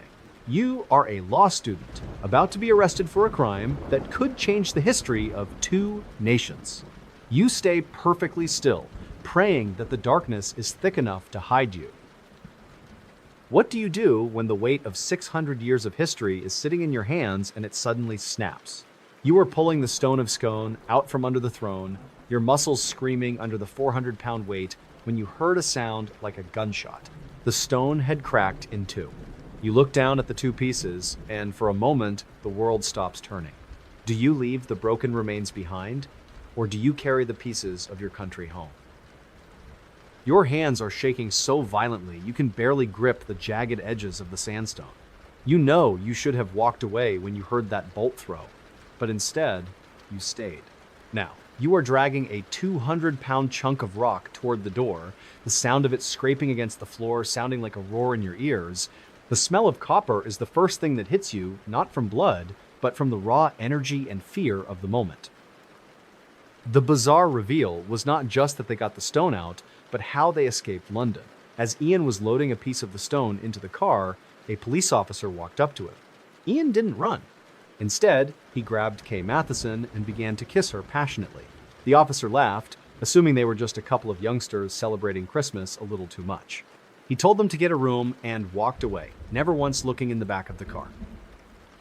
They drove the stone all the way back to Scotland, hiding it in a field for months while the police conducted a massive nationwide manhunt. The stone was eventually left at Arbroath Abbey, draped in a Scottish flag, as a symbolic return to its rightful home. The 4 students were eventually caught, but the government made a surprising decision. To avoid making them martyrs for the Scottish cause, the authorities decided not to prosecute them for the theft. The irony of the Stone of Scone was that a law student had used his knowledge of the system to commit a crime that the system was too afraid to punish. Ian Hamilton went on to have a long and successful career as a lawyer, always remembered as the man who brought the heart of Scotland home. The stone itself was officially returned to Scotland in 1996, ending an exile that had lasted for centuries. It was a victory won with a broken rock and a kiss. The theft was a moment where time seemed to fold in on itself, connecting the ancient past with a defiant present. It was a prank that carried the weight of a kingdom. But while Ian Hamilton was celebrating a victory of national pride, on the other side of the world, a different kind of leader was facing a much more permanent end. It was a moment where the protection of a nation failed, and a piece of metal was the only thing that stood between life and death. In 1951, King Abdullah I of Jordan was walking into a place of peace, just as Ian Hamilton had done. But the king wasn't there to take something. He was there to give his life to his people. In the blink of an eye, the time for politics and pride was over, and the only thing that mattered was the trajectory of a single bullet. Let's move from the broken stone of Westminster to the blood-stained steps of the Al-Aqsa Mosque in Jerusalem. In the middle of 1951, a king named Abdullah was preparing to walk into one of the holiest places on earth. He was a leader who had spent his life navigating the most dangerous politics in the world. He was exactly where he wanted to be, doing exactly what any devout ruler would do on a Friday morning, but instead of finishing his prayers, he would be struck down by an assassin's bullet in a place of peace. The mystery is not just how a killer bypassed the royal guard, but why his 15-year-old grandson, who was standing inches away, walked away without a scratch. The answer lies in a tiny, material object that had been insisted upon that very morning. Tonight, I am going to tell you 14 stories about people who encountered the strange, the dark, and the mysterious in ways they never could have prepared for. The smell of old incense and sun-baked limestone is the first thing that hits you when you approach the gates of the Al-Aqsa Mosque in Jerusalem. It is a scent that feels like it has been trapped in the stones for 1,000 years. It is thick, dusty, and sweet, mixed with the smell of the thousands of people who have walked these steps. The air is shimmering with a dry heat that makes the distant domes look like they are floating. Beneath that ancient scent, there is the low, rhythmic murmur of thousands of voices. It is a sound like a distant ocean, a hum of prayers and whispers that fills the massive courtyard. You can hear the soft, dry scuff of leather sandals on the paving stones, a sound that repeats over and over as the crowd moves toward the entrance. It is a sensory world that feels perfectly stable, perfectly eternal, and perfectly safe. King Abdullah I of Jordan was 69 years old and was a man who carried the weight of a young nation on his shoulders. He was a moderate in a time of extremes, a ruler who believed that the only way to survive was through careful negotiation and steady leadership. He was a father and a grandfather who took immense pride in his family, especially his young grandson, Prince Hussein. He was the anchor of his kingdom. He had a habit that his family found both touching and a little bit stubborn. Every single morning, he would personally inspect the uniforms and the medals of his grandsons. He believed that a leader should always look the part, even if he was just going to the market. He would spend several minutes adjusting a collar or polishing a piece of brass, his hands moving with a slow, deliberate precision that showed his deep care for them. His daily life was a cycle of diplomatic meetings, reading reports, and spending quiet moments in his gardens. He found comfort in the predictable rhythm of the palace. The sound of the morning call to prayer, the smell of strong coffee with cardamom, and the sight of the sun rising over the hills of Oman. He was exactly what a king should be: disciplined, thoughtful, and deeply connected to the traditions of his ancestors. The mundane stretch of that Friday morning began with a very specific, repetitive task. Abdullah was in his private quarters, getting ready for the journey to Jerusalem. He spent 20 minutes choosing the right medals to wear on his chest. He picked them up one by one, feeling the cold weight of the silver and the gold in his palm. He would rub the surface of each one with a silk cloth, moving in small, circular motions. The sound of the cloth against the metal was a soft, rhythmic hiss. Hiss, hiss, hiss.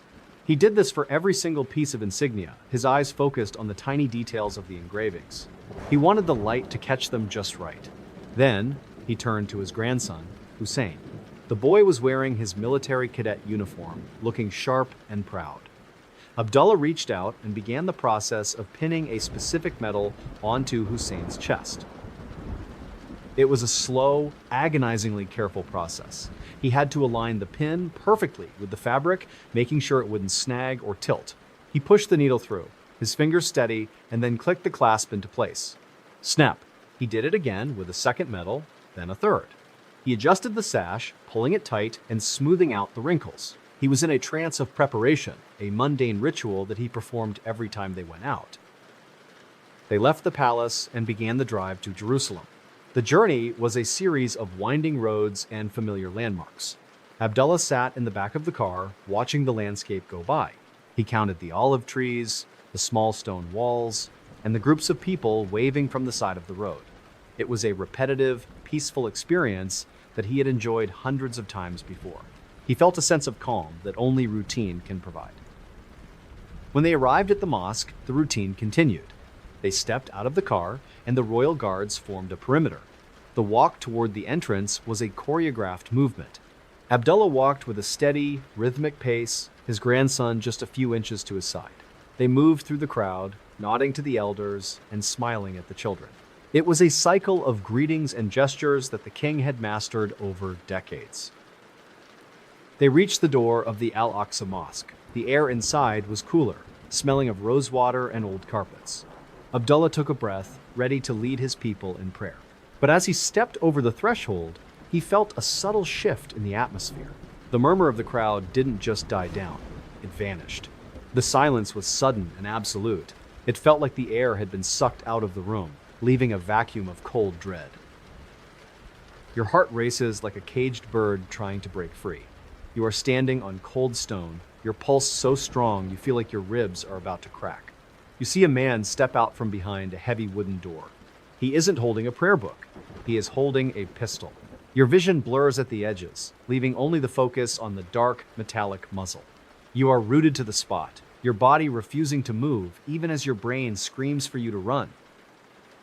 The cold fear isn't just a feeling, it's a physical attack. You look at your grandfather, the king, and you see him stand perfectly still, his eyes meeting the gunman's with a look of calm acceptance. You hear 3 sharp, deafening cracks. The sound echoes off the vaulted ceilings, sounding like the world is tearing in half. You feel a sudden, sharp impact in the center of your chest that throws you backward onto the floorboards. Everything suddenly becomes incredibly clear in a horrifying way. You are lying on the ground, the smell of gunpowder filling your nose. You look at your grandfather and you see him fall. You have 2 seconds. Will you reach out for him?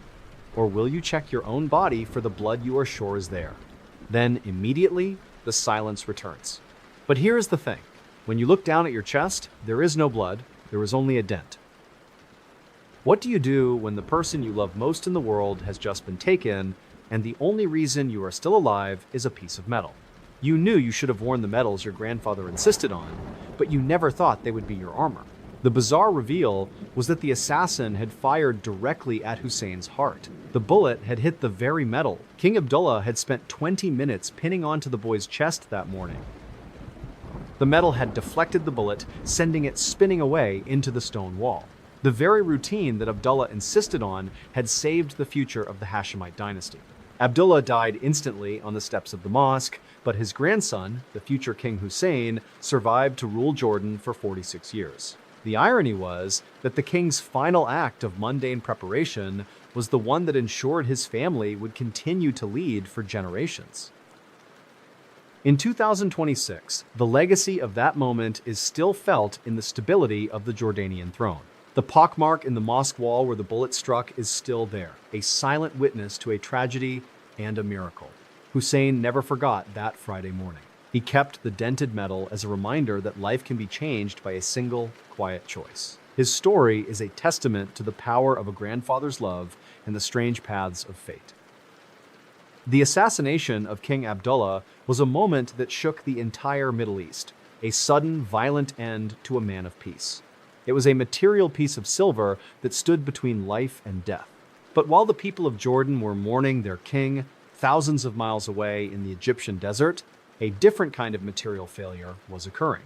It wasn't an assassin's bullet, but a piece of twisted metal that would fall from the sky. The engine of a Lockheed Constellation was about to fail in the middle of the night, bringing down 55 people in a storm of fire and sand. The survival of a prince by a medal is a stark contrast to the tragedy of a flight that had no such protection. Let's move from the gates of the mosque to the cockpit of the Star of Maryland, where a routine flight was about to turn into a desperate struggle for survival in the dark. In the late summer of 1950, a veteran pilot named Captain Walton Webb climbed into the cockpit of a Lockheed Constellation known as the Star of Maryland. He was a man with thousands of flight hours and a reputation for being one of the most meticulous captains in the sky. He was exactly where he wanted to be, doing exactly what any elite pilot would do to prepare for a routine long-haul flight across the vast, moonlit Egyptian desert. He had spent his entire career mastering the complex systems of these massive four-engine machines, and he trusted his aircraft implicitly. But instead of a smooth journey to New York, Captain Webb would soon find himself wrestling with a plane that was literally tearing itself apart in the darkness. The mystery is not just how a mechanical failure occurred, but why an engine decided to simply fall off the wing and vanish into the sand while they were at cruising altitude. The shift in the engine pitch is the first thing that hits you. It is not a loud bang or a sudden explosion, but a subtle, dissonant whine that cuts through the steady thrum of the four massive Wright duplex Cyclone engines. It sounds like a musical instrument that has suddenly gone out of tune. The air in the cabin, which was once filled with the rhythmic vibration of a luxury flight, now feels thin and uneasy. It is a sound that sets your teeth on edge. Beneath that whine, there is a smell. It is the sharp, acrid scent of burning oil and hot magnesium. It is a heavy, industrial smell that begins to drift through the vents, mixing with the scent of the expensive tobacco and coffee served in the first-class cabin. The only other sound is the low, rhythmic whistling of the wind against the fuselage, a sound that feels colder and more predatory than it did only a few minutes ago. The desert below is a black void. Captain Walton Webb was 48 years old and was the kind of man who found deep comfort in the predictability of a flight plan. He lived in a quiet suburb in New Jersey with his wife and 2 children, and he treated every flight like a sacred duty. To his crew and his passengers, he was the ultimate anchor of normalcy.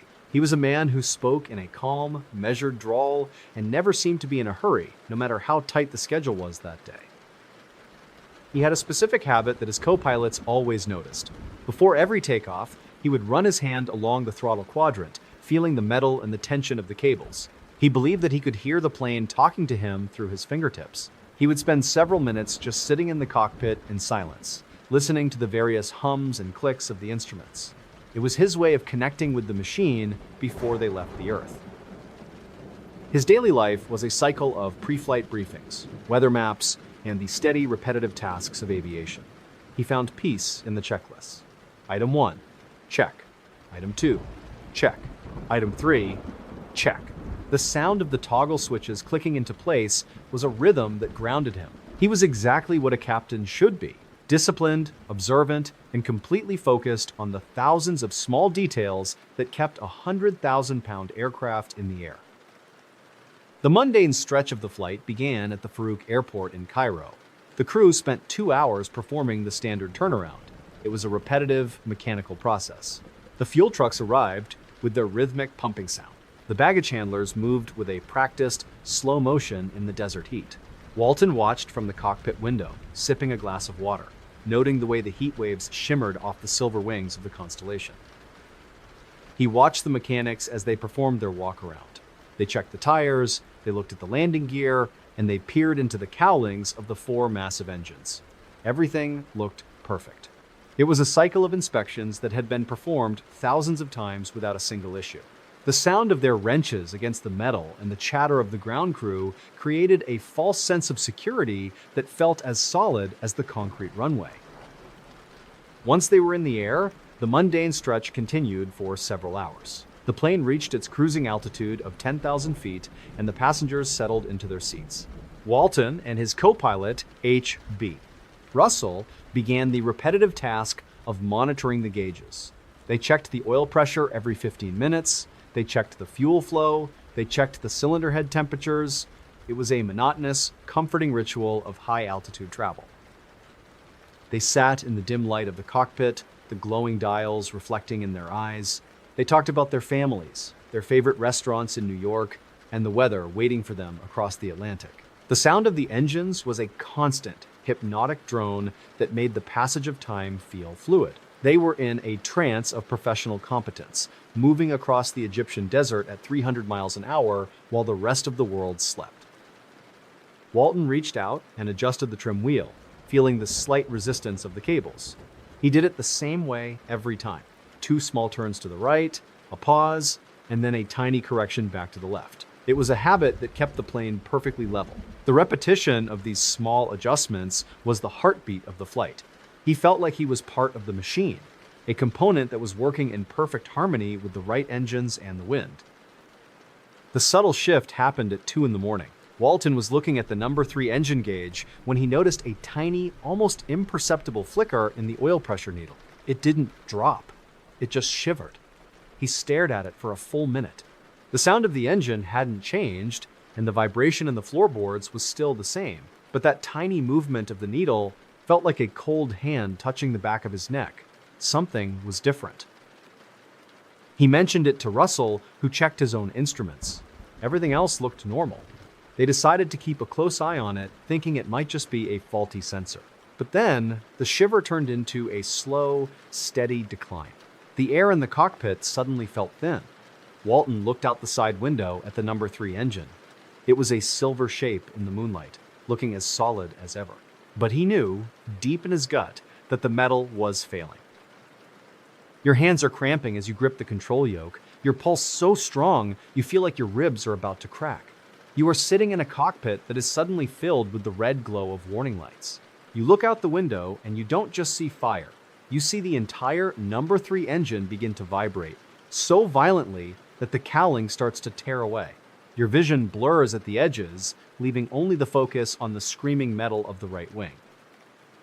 The cold fear isn't just a feeling, it's a physical attack. Your heart races like a caged bird trying to break free. You hear a sound like a thunderclap, and suddenly the plane lurches violently to the right. You look again, and the engine is gone. It hasn't just stopped. It has ripped itself off the mounting bolts and tumbled into the darkness. You have 2 seconds. Will you try to feather the remaining engines and climb, or will you dive for the desert floor? What do you do when the very machine that is supposed to protect you starts to fall apart in the middle of the night? You knew you should have turned back the second that needle shivered, but you trusted the maintenance reports. Now, the smell of hydraulic fluid and scorched wiring is the first thing you notice. It is thick and suffocating. You are wrestling with 100 tons of metal that wants to roll over and fall out of the sky like a dead weight. Everything suddenly becomes incredibly clear in a horrifying way. You are no longer a pilot, you are a passenger in a tragedy that hasn't finished happening yet. You look at your co-pilot, and see the same realization in his eyes. The desert below is no longer a void. It is a hard, unforgiving surface that is coming toward you at 100 feet a second. Your hands are shaking so violently, you can barely hold the radio microphone to call for help that won't come. The bizarre reveal was not just the mechanical failure, but what the investigators found in the wreckage months later. They discovered that the number 3 engine had suffered a catastrophic failure of the rear master rod bearing. The metal had literally ground itself into a fine, black sludge that blocked the oil lines. The engine had become so hot that it melted the steel bolts holding it to the wing. It didn't just stop, it melted itself off the plane. 55 people were killed when the Star of Maryland struck a sand dune and disintegrated. There were no survivors. The search teams found the wreckage scattered over a 5-mile area. The engine that had fallen off was found nearly 2 miles away from the main crash site, a twisted hunk of metal half buried in the sand. The truth was that a tiny piece of metal debris, no larger than a fingernail, had caused the deaths of everyone on board the flight. In 2026, the crash of TWA Flight 903 is still studied as a landmark case in aviation safety. It led to radical changes in how engines are monitored and how bearings are manufactured. The site in the Egyptian desert is now a silent, empty stretch of sand, but the lessons learned that night are carried in every modern jet engine. Captain Walton Webb and his crew are remembered as men who fought to the very end. The irony of the Star of Maryland was that it was the pinnacle of 1950s luxury, a plane that promised a new era of safety and comfort. But it was brought down by the oldest enemy of mankind, a hidden flaw in a simple piece of material. The tragedy in the desert was a moment of absolute mechanical betrayal. But while the aviation world was mourning its loss, back in New York City, a different kind of mechanical terror was being constructed. It wasn't a massive airplane engine, but a small, handmade device designed to cause maximum damage in the busiest places in the world. It was a weapon made of pipes and gunpowder, and the man who built it was hiding in plain sight in a tidy, quiet home. He didn't want to fly across the world. He wanted to bring the world to a standstill. This is the story of the Mad Bomber, a man who used a different kind of material to wage a 16-year war. In the early months of 1951, a 53-year-old man named George Metesky lived in a quiet, immaculate house in Waterbury, Connecticut. He was a man who lived with his 2 older sisters, a man who kept his lawn perfectly manicured and his shoes polished to a high shine. He was exactly where he wanted to be, doing exactly what any soft-spoken, retired machinist would do on a Tuesday afternoon. He was a pillar of quiet, suburban respectability. But instead of spending his days gardening or reading the local paper, George was secretly waging a 16-year war against the largest utility company in New York City. He was a master of explosives who would eventually plant a pipe bomb in the busiest terminal in the world. The mystery is not just how he evaded the police for over a decade, but why a man who looked like a kindly uncle would choose to change into a specific suit before the law finally came for him. The sharp, metallic scent of cutting oil is the first thing that hits you when you step into the basement. It is a heavy, industrial smell that clings to the concrete walls. There is a sound that repeats every evening, a low, rhythmic whirring of a lathe machine.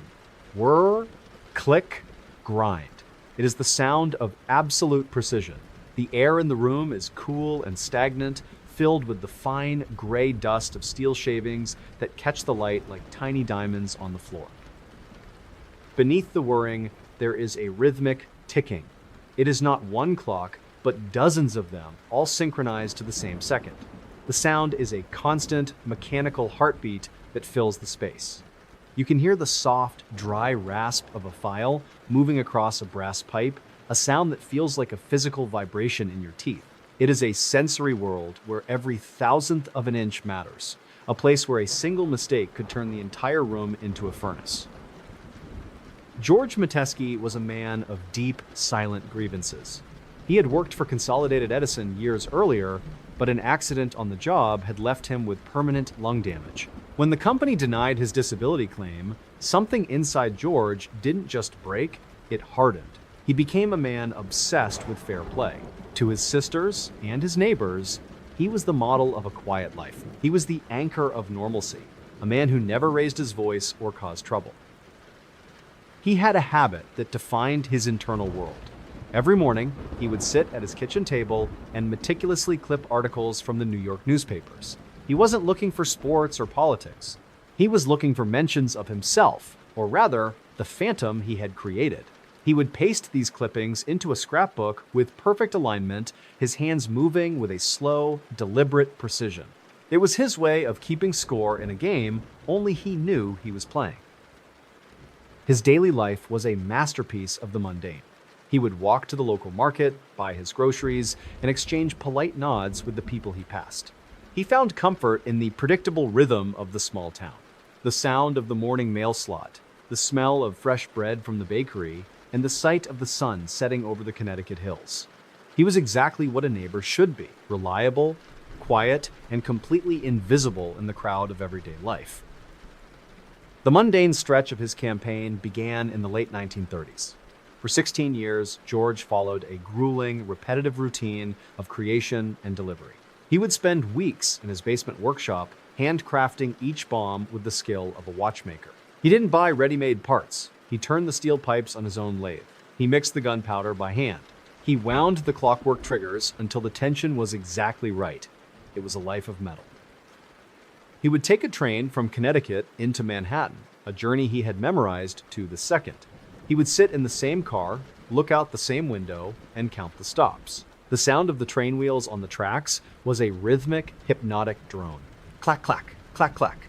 He would carry a small, neat package wrapped in plain brown paper, holding it on his lap with a grip that was steady and relaxed. To the other commuters, he was just another face in the city. He would walk through the streets of New York, blending into the thousands of people moving toward their offices. He moved with a steady, robotic pace. Left foot, right foot. He would enter a movie theater, a library, or a terminal, and he would wait. He would find a quiet corner, place the package, and walk away without looking back. It was a cycle of travel, placement, and retreat that he performed over 30 times. It was his job, his mission, and his only focus. The repetition was his armor. He knew that as long as he stayed quiet and followed his own internal rhythm, he was untouchable. He would return home, have dinner with his sisters, and sleep the sleep of a man who had done an honest day's work.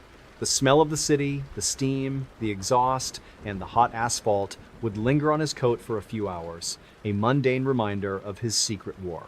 He was a ghost who used the routine of the city to hide his own dark intent.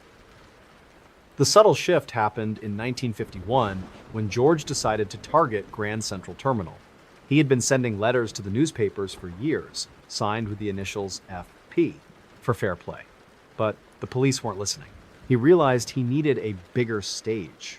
The air in his workshop began to feel thin and electric. He wasn't just building a bomb anymore, he was building a statement. The ticking of the clocks in his basement seemed to grow louder. He began to write longer, more detailed letters. He used a distinctive, blocky handwriting that was as precise as his lathe work. He would spend hours choosing the right words, his pen scratching against the paper in a rhythmic, obsessive pattern. He was no longer content with being a shadow. He wanted the world to see the injustice he had suffered. The atmosphere in the house in Waterbury changed, becoming heavy with a tension his sisters couldn't quite name. The biological assault of the fear isn't just a feeling, it's a physical attack on your entire system. You are standing in the middle of Grand Central Terminal, and the sound of thousands of voices is a roar in your ears. Your heart races like a caged bird trying to break free, and the pulse in your neck is so strong it feels like it might burst through the skin.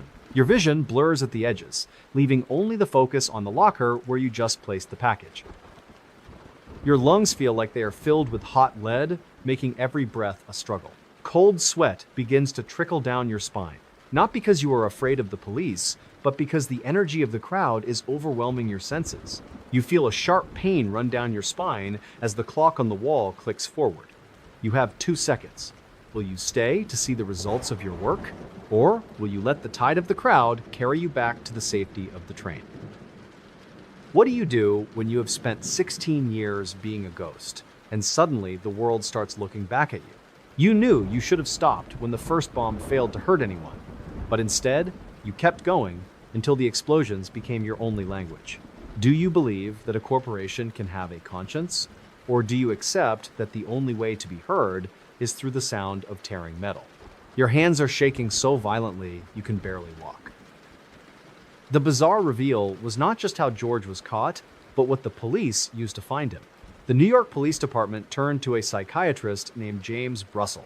After looking at the letters and the bombs, Brussel created the first modern criminal profile. He told the police to look for a middle-aged man, an Eastern European immigrant living in Connecticut.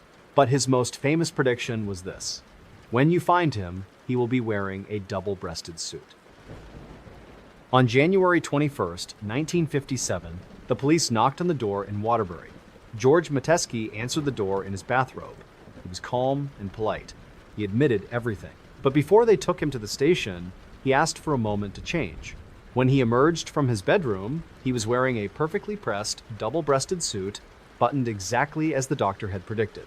He wanted to meet his judgment looking like a gentleman. George Metesky was found legally insane and committed to a state hospital where he remained for 15 years.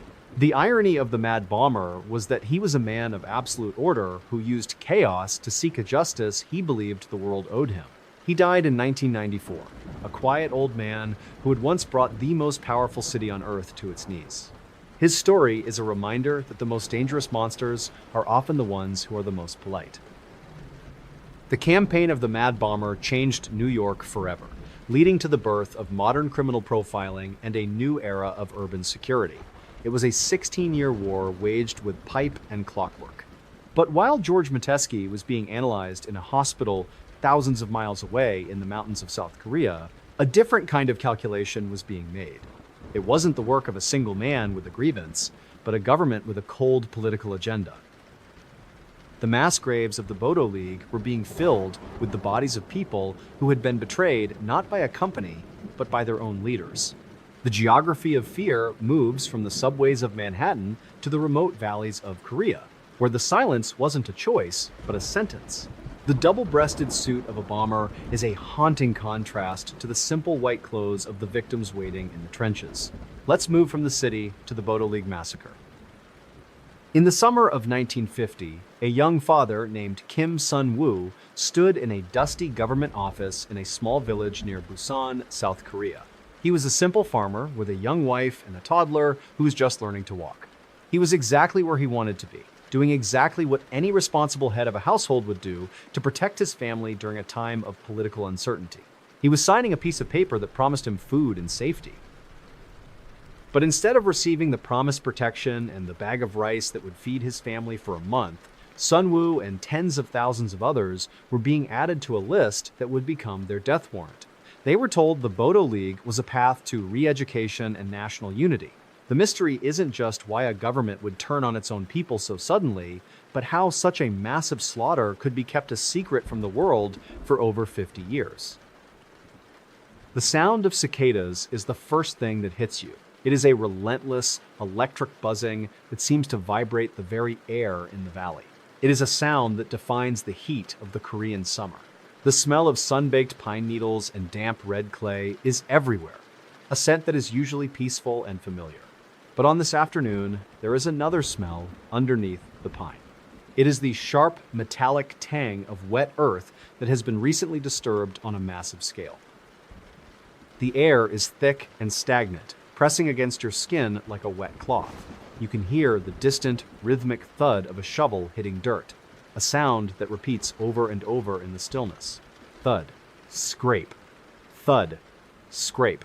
It is the sound of a hole being dug, but it is too long and too deep to be for a well or a foundation.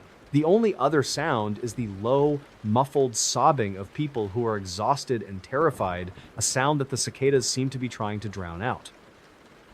Kim Sun-woo was 26 years old and had spent his entire life working the same plot of land his grandfather had cleared. He was a man of the earth, someone who found meaning in the cycles of the seasons and the growth of the crops. He was a quiet, steady presence in his village, known for his ability to fix almost any broken tool with a bit of wire and patience. He was the anchor of his small family, a man who believed that hard work was the answer to everything. He had a habit that his wife, Min-ji, found comforting. Every evening, before the sun slipped behind the mountains, Sunwoo would walk to the edge of his rice paddy and look at the sky. He wasn't just checking for rain, he was looking at the way the light hit the hills. He believed that if he could understand the mood of the mountain, he could prepare for whatever the next day brought. It was a small, meditative ritual that made his life feel solid and predictable. His daily life was a cycle of repetitive physical labor. He would wake up before the sun, eat a simple bowl of barley, and head to the fields. He found peace in the mechanical nature of farming. The rhythmic splashing of the water, the steady swing of the hoe, and the sound of the wind through the grain. He was exactly what a citizen should be: productive, law-abiding, and completely focused on his local community. He had no interest in the politics of the North or the South. The mundane stretch of the tragedy began with a bureaucratic process that seemed entirely harmless. In the spring of 1950, local officials arrived in the village with stacks of paperwork. They told the farmers that the government was creating a new organization called the National Guidance Alliance, or the Bodo League. They said it was for anyone who had ever been curious about communism or who just wanted to prove their loyalty to the new Republic of Korea. Sunwoo stood in a long line at the village schoolhouse, the smell of old wood and chalk filling the air. He watched the man in front of him sign his name, wait for the official to press a heavy red stamp onto the page, and then move on to collect a small bag of rice. It was a slow, repetitive process. The sound of the stamp hitting the paper was a rhythmic, satisfying thud, thud, thud, thud. It felt like a graduation ceremony or a town hall meeting, not a trap. He waited for 2 hours, shifting his weight from one foot to the other, watching the dust motes dance in the sunlight. When it was his turn, he signed his name with a steady hand. He didn't know much about political theories, but he knew his family needed that rice. The official was polite, even smiling, as he handed over the grain. Sunwoo walked home feeling a sense of relief. He had checked a box, followed a rule, and provided for his family. Everything was normal. For the next few weeks, the mundane stretch continued with re-education meetings. Every Tuesday evening, Sunwoo would walk back to the schoolhouse. He would sit at a small wooden desk and listen to a man in a crisp uniform talk about national pride and the dangers of foreign ideologies. He would nod at the appropriate times, his mind usually drifting toward the repairs he needed to make to his fence. The repetition of the lectures was boring, but it felt safe. He watched the same posters on the walls every week. He listened to the same slogans being shouted. It became a new, slightly annoying part of his routine, like a tax he had to pay in time instead of money. He would walk back home in the twilight, the sound of his own footsteps on the dirt road, a rhythmic, comforting beat. He felt like he was part of something bigger, a community that was being protected by a government that cared about its smallest members. The subtle shift happened in June, just after the war with the North officially broke out. The polite officials were replaced by soldiers who didn't smile. The weekly meetings were suddenly mandatory and held at odd hours. Sunwoo noticed that the soldiers were looking at the Bodo League members not with boredom, but with a cold, sharp suspicion. The air in the village, once so peaceful, began to feel thin and electric. People stopped talking in the streets. One night, the trucks arrived. They were heavy, olive-drab vehicles that rumbled through the village like thunder. Sunwoo was woken up by a loud banging on his door. He saw the flashlights through the window, their beams cutting through the darkness like knives. He was told he had to go to a special meeting for his own protection. The soldiers were rushed, their movements jerky and aggressive. He looked at Minji, and for the first time, he saw the mountain's mood had changed. Your pulse is so strong, you feel like your ribs are about to crack. You are standing in the back of an open truck, packed so tightly against your neighbors that you can feel their hearts racing against your own. The smell of diesel exhaust and fear-induced sweat is suffocating. You are moving away from your village, climbing higher into the remote mountain passes. Your vision blurs at the edges, leaving only the sight of the soldier's rifle barrel glinting in the moonlight. The cold fear isn't just a feeling, it's a physical attack. You are rooted to the spot as the truck stops at the edge of a deep, dark valley. You are ordered to stand at the edge of a long trench that has been freshly dug into the red clay. You look down and you see the boots of the men who were on the previous truck. Everything suddenly becomes incredibly clear in a horrifying way. You weren't brought here to be re-educated. You were brought here to be erased. You have 2 seconds. Will you try to run into the thick brush of the mountainside, or will you stay quiet, hoping that this is all a terrible mistake that will be corrected at the last moment? The sound of the first bolt being pulled back on a rifle is a sharp, final click that echoes off the valley walls. You look up at the stars, the same stars you watched every night from your rice paddy, and you realize that the government you trusted has already decided you don't exist. What do you do when the very people who gave you rice are now the ones giving you a grave? Do you scream for a justice that has vanished, or do you hold the hand of the stranger next to you and wait for the darkness? Your hands are shaking so violently you can barely stand. The smell of copper is the first thing that hits you, thick and metallic, rising from the trench beneath your feet. You knew you should have stayed in the hills, but instead, you signed your name. The bizarre reveal was not just the massacre, but the scale of the deception. In the summer of 1950, the South Korean government executed an estimated 60,000 to 200,000 people who were members of the Bodo League. They were killed to prevent them from potentially helping the North, even though most were simple farmers with no political ties. The truth was buried in mass graves across the country, hidden under layers of clay and silence. For over 5 decades, the Bodo League massacre was a forbidden topic. Families were told their loved ones had simply disappeared or had run away to the north. The government maintained a wall of absolute denial, and anyone who spoke about the graves was threatened with imprisonment. It wasn't until the year 2006 that a formal Truth and Reconciliation Commission was established to finally uncover the bones and the stories hidden in the mountains. In 2026, the excavation of these mass graves continues. Every year, more sites are found, and more families are finally given a chance to bury their ancestors with dignity. The red clay of the Korean valleys is still giving up its secrets, one bone at a time. Kim Sun-woo's name was finally cleared, but his family spent 50 years living in the shadow of a lie. The irony is that the protection he signed up for was the only thing that actually killed him. The Bodo League massacre remains one of the darkest chapters in modern history, a reminder of what happens when fear and political paranoia turn a government against its own blood. It was a betrayal that lasted for generations.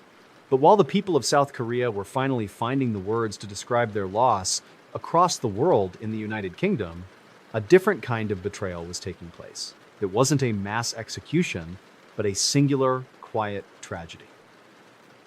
It was the betrayal of a child by a man who had been given a second chance he didn't deserve. The geography moves from the mountains of Korea to a quiet meadow in England, but the emotion remains the same, the shattering of trust by a force that should have been a protector.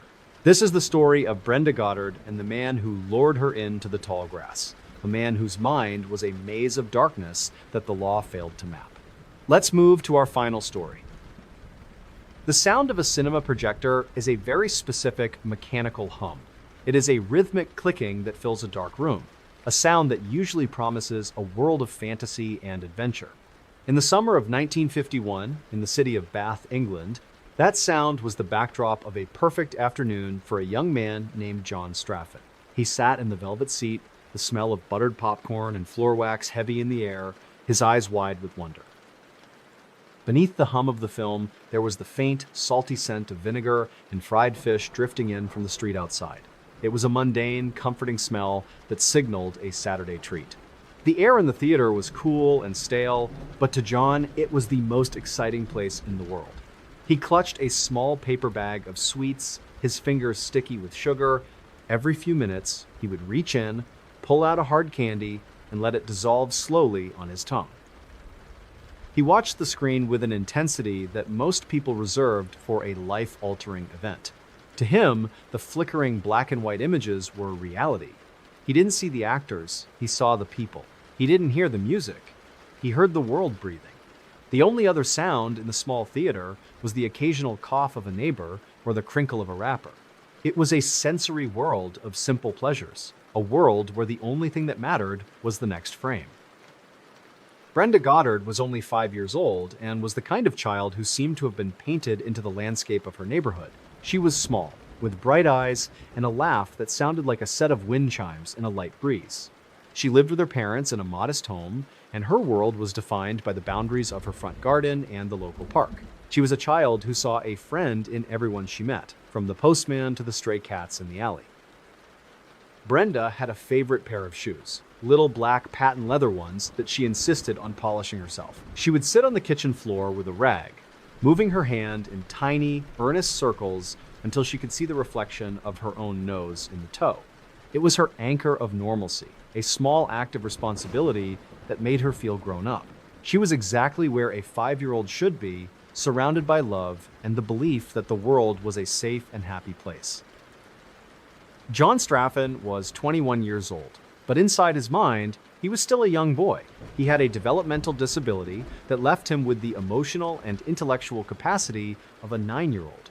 He lived with his mother and spent his days in a cycle of simple, repetitive tasks. He was a tall, thin man with a gentle face, someone the neighbors mostly ignored or treated with a distant, polite kindness. He was a fixture of the local market, always hovering nearby. John had a constant companion, a worn-out teddy bear named Rupert that he kept hidden in his room. When the world became too loud or too confusing, John would sit on the edge of his bed and talk to Rupert. He would tell the bear about his day, about the movies he had seen, and about the people who had been mean to him. This was his true normalcy, a world of soft fur and silent listening. He was a man-child, living in a world that had no place for people like him. The mundane stretch of John's life was defined by his job at the local market. For months, he followed the same grueling, repetitive routine. He would arrive at 7 in the morning, the smell of fresh cabbage and damp earth filling his nose. He would spend 4 hours unloading crates of vegetables from the back of a truck. Lift, carry, stack. Lift, carry, stack. It was a mechanical rhythm that he found deeply satisfying. He liked the weight of the crates in his hands. He would move from the truck to the stall, his boots crunching rhythmically on the gravel. He would arrange the carrots in neat orange rows, making sure the green tops were all pointing in the same direction. Then he would move to the potatoes, brushing the dirt off the skins with a soft brush. Brush, flick, stack. Brush, flick, stack. He did this for every single vegetable, his eyes focused on the tiny details of the produce. He wanted everything to be perfect. After the market closed, he would spend his afternoons cleaning his mother's yard.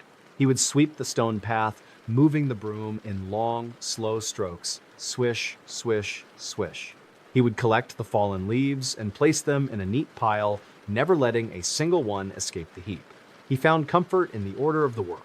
It was a predictable, mindless labor that kept the dark thoughts at the back of his mind from moving forward into the light. He would spend his evenings walking through the streets of Bath, tracing the same route every single night, past the bakery, over the bridge, and around the park. He knew every crack in the sidewalk and every flickering streetlight. He would count his steps, trying to make the number the same every time. 1,242. He was in a trance of movement, a creature of habit who found safety in the repetition of a world that never changed.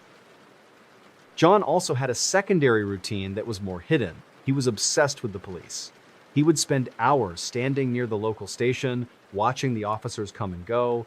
He loved the sound of their heavy boots and the way their silver badges caught the sunlight. He would nod to them, hoping they would notice him. He wanted to be part of their world, a world of rules and authority. He would mimic their walk, keeping his back straight and his chin held high. The subtle shift happened in the spring of 1951. John began to feel a deep, quiet frustration with the police. He felt they weren't paying enough attention to him. He started to commit small, petty acts just to get a reaction.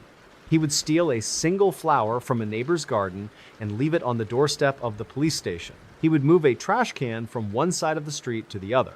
He wanted to annoy them, to make them see him. The air in John's room began to feel thin and electric. He stopped talking to Rupert the bear and started staring at the wall for hours. The rhythmic clicking of the cinema projector in his head had changed into a sharper, more frantic sound. He felt like a spring that had been wound too tight. The mundane tasks of the market and the yard no longer provided the peace they once did. He was looking for a bigger way to make the world notice that he was still there. One afternoon, he saw Brenda Goddard playing near the edge of a meadow. The grass was tall and golden, swaying in the breeze with a soft, dry rasp. John watched her from the shadows of the trees. He wasn't thinking like a 21-year-old man. He was thinking like a frustrated child who wanted to break a toy. The atmosphere in the meadow didn't just feel peaceful anymore. It felt like a trap that was about to snap shut. The shift was sudden and absolute. The biological assault of the fear is the first thing that hits you, but you are only 5 years old, so you don't have a name for it. You just know that your heart is racing like a caged bird trying to break free. You are standing in the middle of the tall grass, and the man who is just smiling at you now has a look in his eyes that makes your skin feel cold. Your pulse is so strong you can feel it in your teeth, a rhythmic pounding that drowns out the wind. Your vision blurs at the edges, leaving only the focus on the man's large, calloused hands. You try to turn and run back toward your garden, but the grass feels like it is wrapping around your ankles, holding you in place. You feel a sharp pain run down your spine as the man reaches out. You have 2 seconds. Will you scream for your mother, or will you stay quiet, hoping that the nice man from the market is just playing a game? Then, the air is gone. The cold fear isn't just a feeling. It is a physical attack on your lungs. You are being pressed into the earth, the smell of damp soil and crushed clover filling your nose. You look up at the blue sky and you see the clouds moving lazily by, unaware that your world is ending in the silence. Everything suddenly becomes incredibly clear in a horrifying way. You are a little girl who polished her shoes for a day that you will never get to finish. What do you do when a monster looks exactly like a child who never grew up? Do you believe that everyone can be saved, or do you accept that some darkness is too deep for any light to reach? You knew you should have kept a closer eye on the man who lingered at the edge of the market, but instead, you saw him as harmless. Now, the smell of copper is the first thing that hits you, and it is a scent that will haunt the streets of Bath for the next 50 years. The bizarre reveal was not just the murder of Brenda Goddard, but what happened next. John was caught and sent to Broadmoor, a high-security mental hospital. But only 6 months later, while he was supposed to be under constant watch, he was given a duster and told to clean a large bay window. He waited until the guard turned his back, then he simply stepped out of the open window and walked away. He had escaped the most secure facility in England. Within hours of his escape, before the police could even warn the public, John found another child. 9-year-old Cicely Thomas. He killed her in the same brutal, senseless way he had killed Brenda. The truth was revealed through a circular link to his earlier behavior. When he was finally caught again, he told the police he had killed the second girl specifically because he wanted to prove how easy it was for him to get away. He killed just to annoy them. John Straffen was sentenced to death, but because of his mental state, his sentence was commuted to life imprisonment. He became one of the longest-serving prisoners in British history, spending 55 years behind bars. The irony of his story is that a man with the mind of a child was able to outsmart the entire legal and psychiatric system of a nation. He died in 2007 at the age of 77, still maintaining the mind of a boy. Brenda Goddard's little black shoes were kept by her parents for decades, a material reminder of a life that was stolen by a man who didn't understand the weight of what he had done. Her story is a final, dark chapter in our journey through the 1950s. A reminder that the most terrifying things are often the ones that look the most innocent. The silence of the meadow in Bath remains a haunting memorial to a trust that was shattered by a man-child. This concludes our 14 stories about the strange, the dark, and the mysterious. From the vaults of Boston to the mountains of Korea, and finally to the quiet streets of England, we have seen that the world is a place of incredible shadows. Thank you for listening and for joining me on this journey through the past. I hope these stories stay with you, reminding you to always look twice at the mundane and to never take the silence for granted.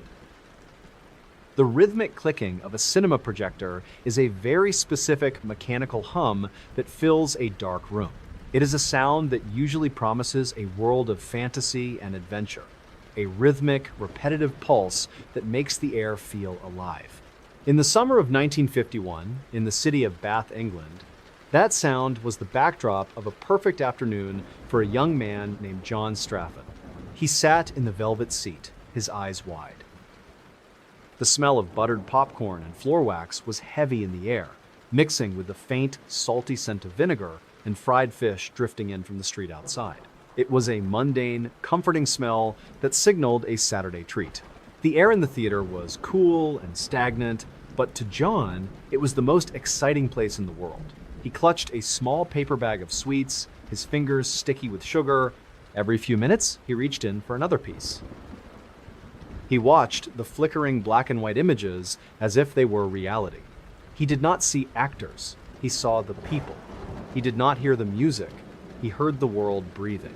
The only other sound in the small theater was the occasional cough of a neighbor or the crinkle of a wrapper.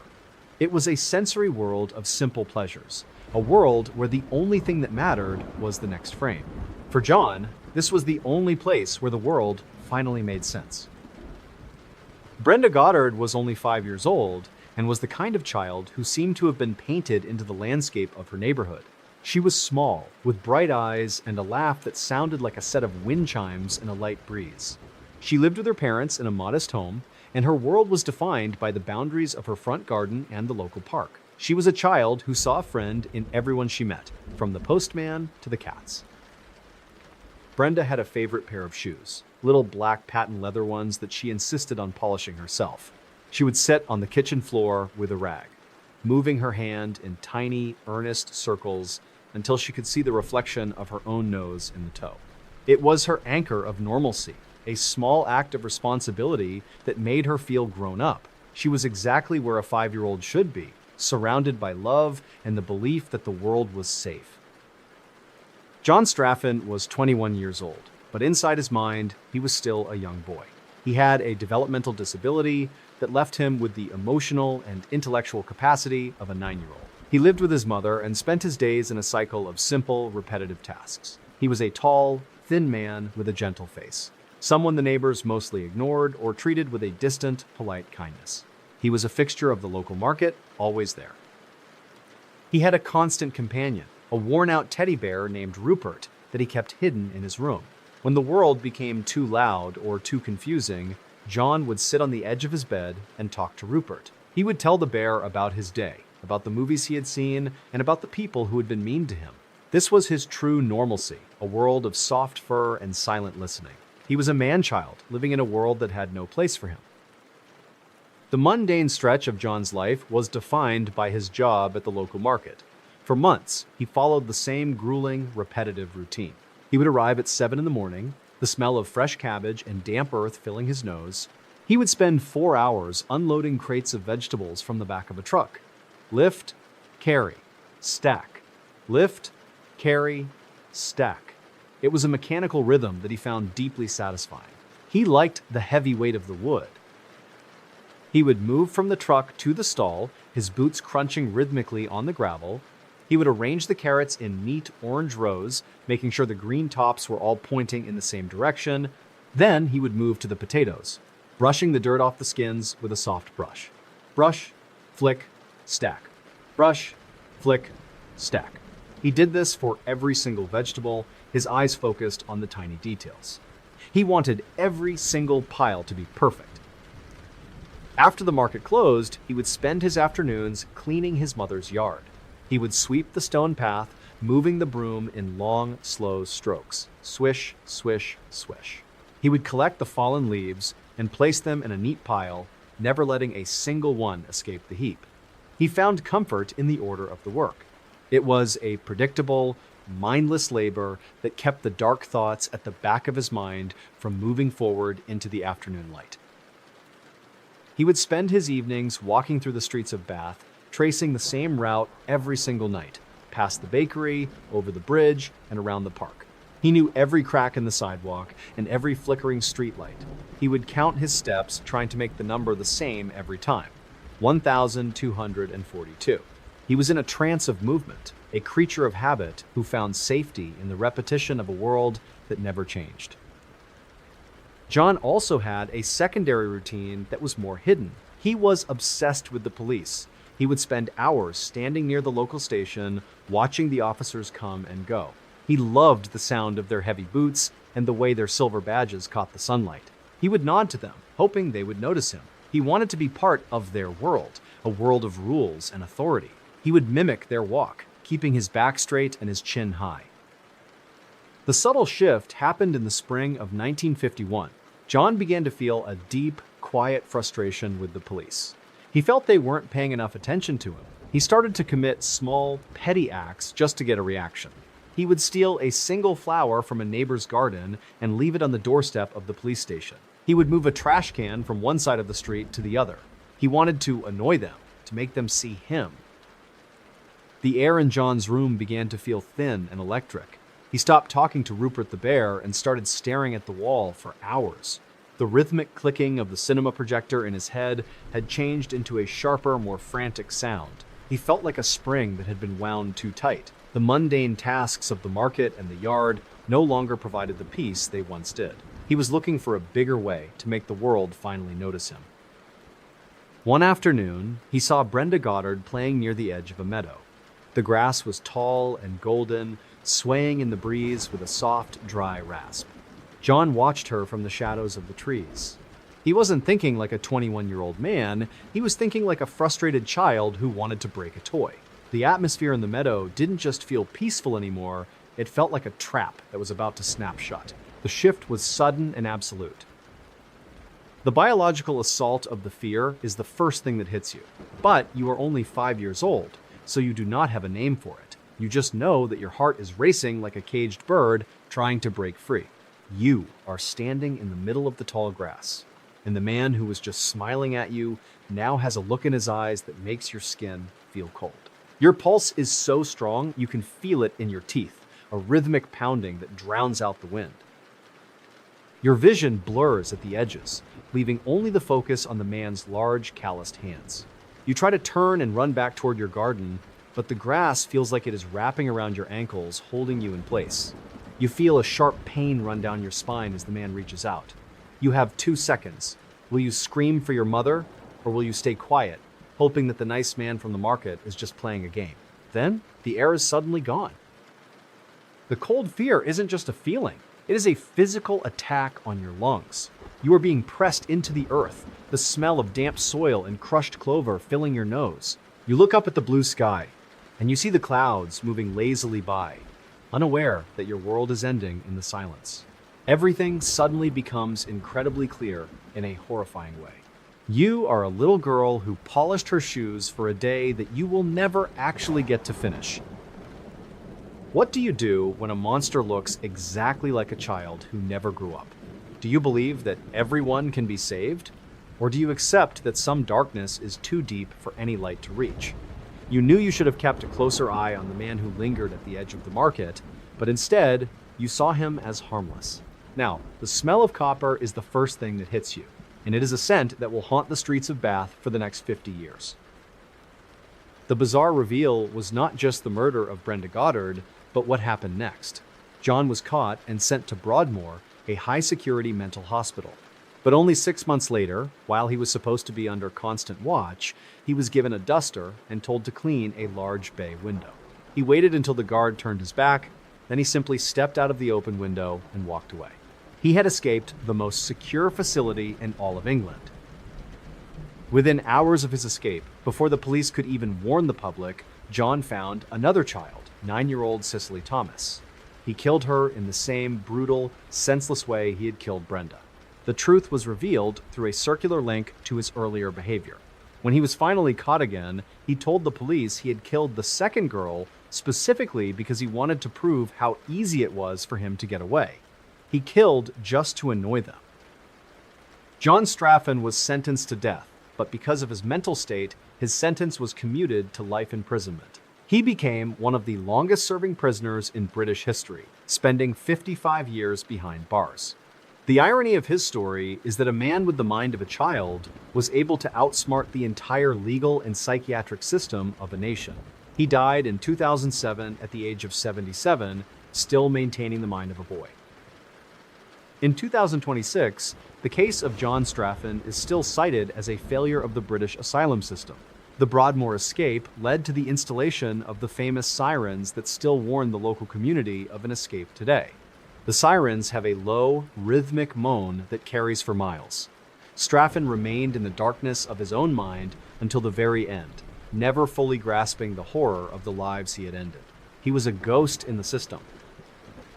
Brenda Goddard's little black shoes were kept by her parents for decades, a material reminder of a life that was stolen by a man who did not understand the weight of what he had done. Her story is a final, dark chapter in our journey through the 1950s, a reminder that the most terrifying things are often the ones that look the most innocent. The silence of the meadow in Bath remains a haunting memorial to a trust that was shattered by a man. This concludes our 14 stories about the strange, the dark, and the mysterious. From the vaults of Boston to the mountains of Korea, and finally to the quiet streets of England, we have seen that the world is a place of incredible shadows. Thank you for listening and for joining me on this journey through the past. I hope these stories stay with you, reminding you to always look twice at the mundane and to never take the silence for granted. The 14 stories we've navigated through the shadows of the 1950s serve as a profound curriculum in human nature, the fragility of existence, and the weight of the choices we make. Here is the educational synthesis of these dark journeys. The fragility of trust. Whether it was a government turning on its citizens at No Gun Re, or the Bodo League, or a brother betraying a bandit in Sicily, these stories reveal that the people we expect to protect us are often those who hold the blade. Lesson. Trust is the foundation of society, but blind trust is a gamble. We must remain vigilant and hold those in power accountable to their duty of protection. The illusion of normalcy. Tragedy often hides behind the mundane. A quiet cinema, a peaceful mountain slope, or a polite neighbor in a double-breasted suit. From Brenda Goddard to Mount Lamington, the anchor of normalcy was a thin veil that vanished in a heartbeat.